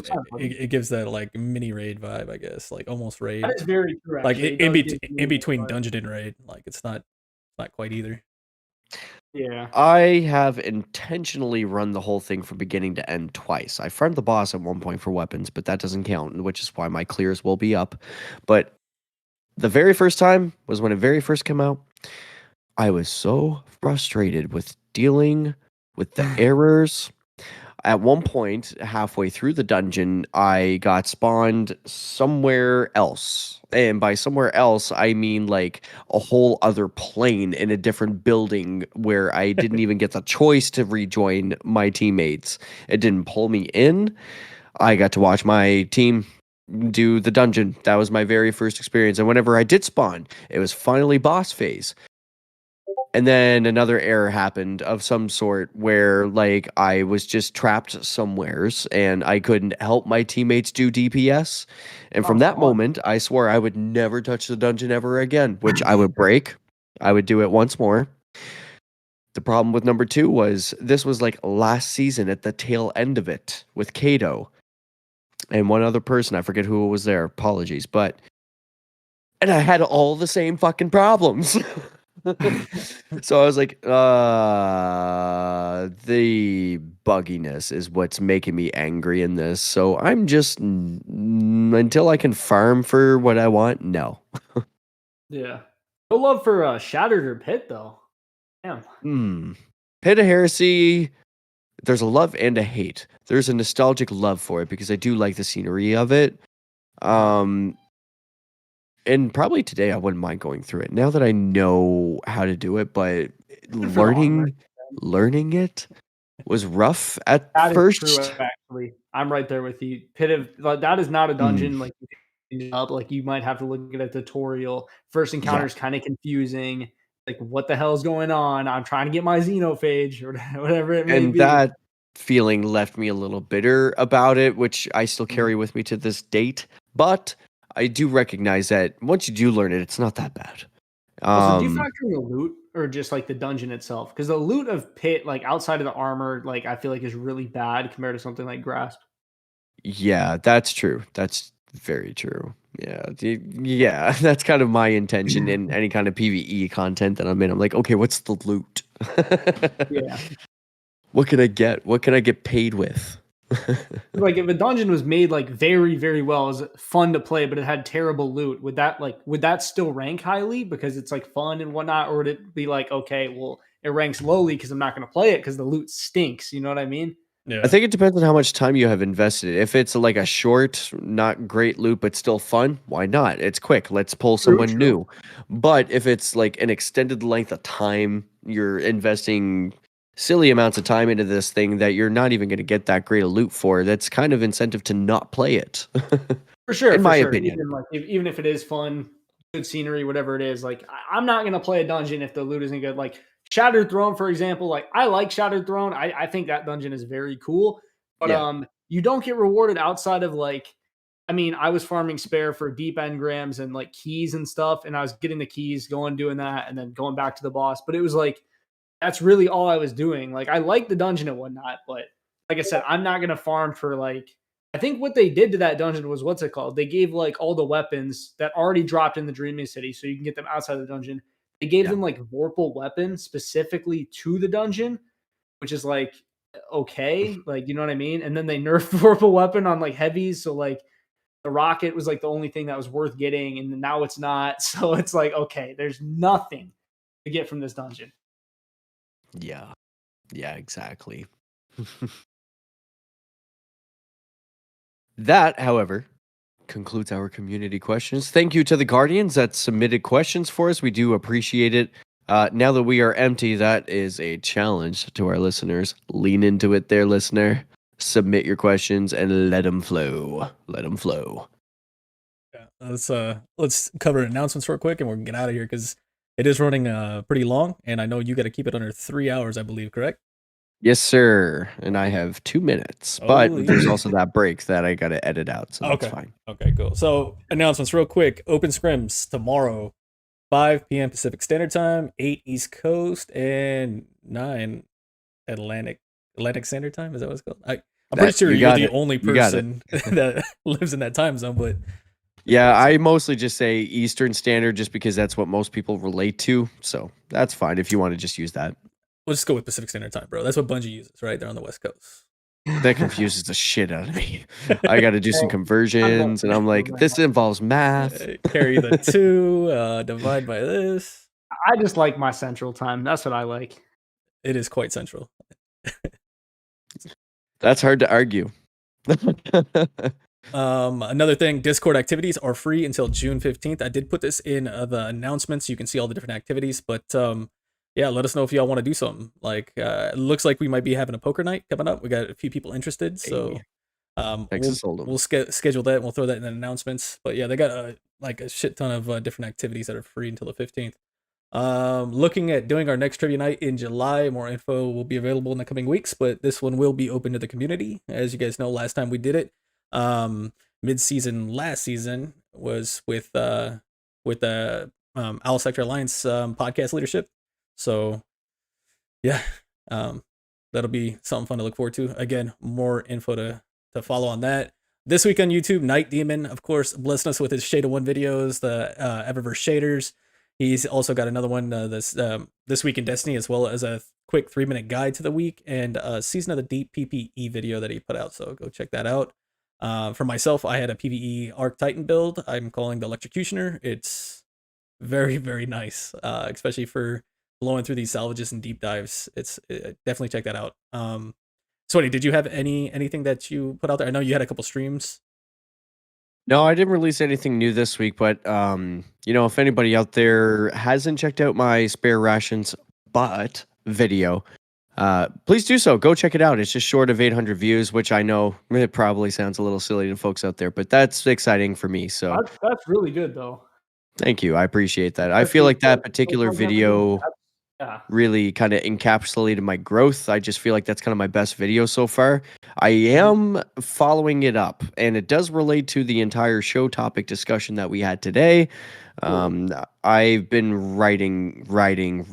This is like the first time I've in depth broke everything down in written word writing. So I'm really taking my time with this next video. I'm really hoping to just make it nice and clean, easy to present, understand. More or less, you're going to get the exact same content from today's episode. So thank you, listener, for following us through all the way to the end. But yes, that's all that I had there in terms of YouTube. Now, Gravely, sir, since this is the YouTube section, please feel free to plug any titles of YouTube videos that you may have released this week or ones that you really want people to check out. Oh, ones I really so spare rations. Spare rations. And, spare okay, let me start. Okay. There is actually one video that would be like cool for people to check out. So I made a video of a 3-man raid. Like what was it called? Called Bungie Made Me 3-Man Root of Nightmares for Conditional Finality. That was one of the best videos I've ever made. I didn't expect it to do too well because it was like kind of a niche thing. But that video, like I had a blast making it. So that's really the only thing. And spare rations. I love it. Your recent shoddy video was pretty dope too, with the range that you had on that thing. Oh, the what's it called? The Gambit shotgun or Reckoning shotgun, whatever. Yeah, I think it was the that thing is people sleep on it, but it is pretty damn good. That's actually the base of my next video. Not that shotgun, but just this is gonna be the misfit, the slept on. Definitely not spare rations. I should. I don't even own one, bro. I auto delete those. That's just shards. That's okay. I have one for you. Get yourself a moving opening roll, bro. That thing is like, it's music to my ears every time I shoot that thing. It's just so nice. When I get that one, I will do a YouTube short of me deleting it. I got you. Yo. Oh hell, bro! What if it's a 5 out of 5? Like mine is only a 4 out of 5. I have handling masterwork, unfortunately. I need range. I'm gonna keep around. I got a couple of decent hand cannons. I'm not good with them. I haven't put the time in them. But when I start building up my hunter, I'm sure it'll feel a lot better on that platform. You know. All right, I'll call it right here, right now. Episode 19. I'll call it right here, right now. If I happen to get 2 of the moving target opening shot rolls, I'll make a video of me deleting one, and I'll just not tell the truth that I'll just make it look like it's just one. But I'll be like, yeah, I got one in the back. They don't need to know about that one. But this one, oh my gosh, I gotta delete it for Gravely on YouTube. The next video, you're like, oh, I got another one. Yeah, and I'll be like, oh, this is for you, Gravely. Delete. This one's for charity. Yeah. Hey. Hell yeah, that's awesome, man. But yeah, I got that one coming out next. That one's gonna be fun. But it's just slept on shit like that people don't use anymore. And I was messing around with a bunch of different things, pulling different exotics that nobody uses anymore, and it's working out pretty fucking well. So it's awesome. Love it. Yeah. But I mean, there it is. That's episode 19. It's in the books. But before we go, one more time, Gravely, sir, you got the spotlight. Is there anything that you want to tell the listeners out there? Obviously, how to find you, your YouTube channel, maybe your Twitter, whatever it is. Yep, feel free to plug. Honestly, I don't really have anything to plug except for the BlueBerry Lounge. Gotta make sure you subscribe. My boys right here, the BlueBerry Lounge. It was a great time. It was a great time on this podcast. So I'm very, very glad that I came out. Appreciate that big time. Thank you very much. Thank you, bro. Well, ladies and gentlemen, as Raider mentioned, here it is, episode 19. This has been SweatySpookz. You can find me on Twitter at @Sweaty_Spookz, ending with a Z as in zebra, as well on YouTube as well. You can find me on Twitch at twitch.tv/SweatySpookz, and I will be the first person to tell you that I am the absolute shittiest person when it comes to consistent scheduling and streaming world. I tend to just stream mostly on the weekends, actually. I like to do morning streams whenever I'm not working. That could be Saturday or Sunday. But outside of that, I don't have a consistent schedule. It just seems to be whenever I'm playing. So I apologize. But yeah, that's where you can find me. Also, please join our Discord. That's the biggest spot that you're going to find me. Yeah, you can find me in all the same, just change his name. It's Native Raider. That's spelled N8IV space R8R. Those are numbers. Yeah, thank you guys for listening in. Absolutely. And just from the BlueBerry Lounge, one more time, Gravely, thank you so much for taking some time out of your day, sharing that with us, sharing about you as a person, as a gamer, a creator, and for really just sharing just about you for the audience at large out there. And I really do hope that this genuinely does reach some ears that have never been exposed to your content before, so they check you out. I appreciate you guys having me. Like for real. This was it's like the first time like I went on something like this, and it's like, I mean, in the future, you know, down the line, I'd be down to do it again too. So We'll have you there. That's a perfect. We need Absolutely. our warlocks out there. Yeah, we've been not too many saying of them that. on here, huh? Every time Because there's any promotional poster we do, we're just like, what do we do for the warlock? or when we're covering shit like as far as changes to exotics and stuff like that, and it's like warlocks, whatever this is, this has happened to it now. You know, like It's like, yeah, I play so- Warlock. hell yeah. Love it. Where can the people find you, Raider? Yeah, I already hit it, man. Everywhere. Everywhere. Got you, got you. Yeah, you did. Yeah, Everywhere, that's man. right. We Yeah, good. just repeat yourself one more time. Where? At your mom's house. Everywhere. With the milkshakes. Whoa. Yeah, that's right. I went there, Guardian. Insert imagination here. Oh, man. Well, there it is. Thank you so much, everyone, for listening. This has been episode 19.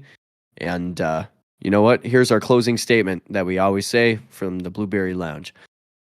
May your stars be bright and your ghosts sharp, Guardians. Take care of each other out there. And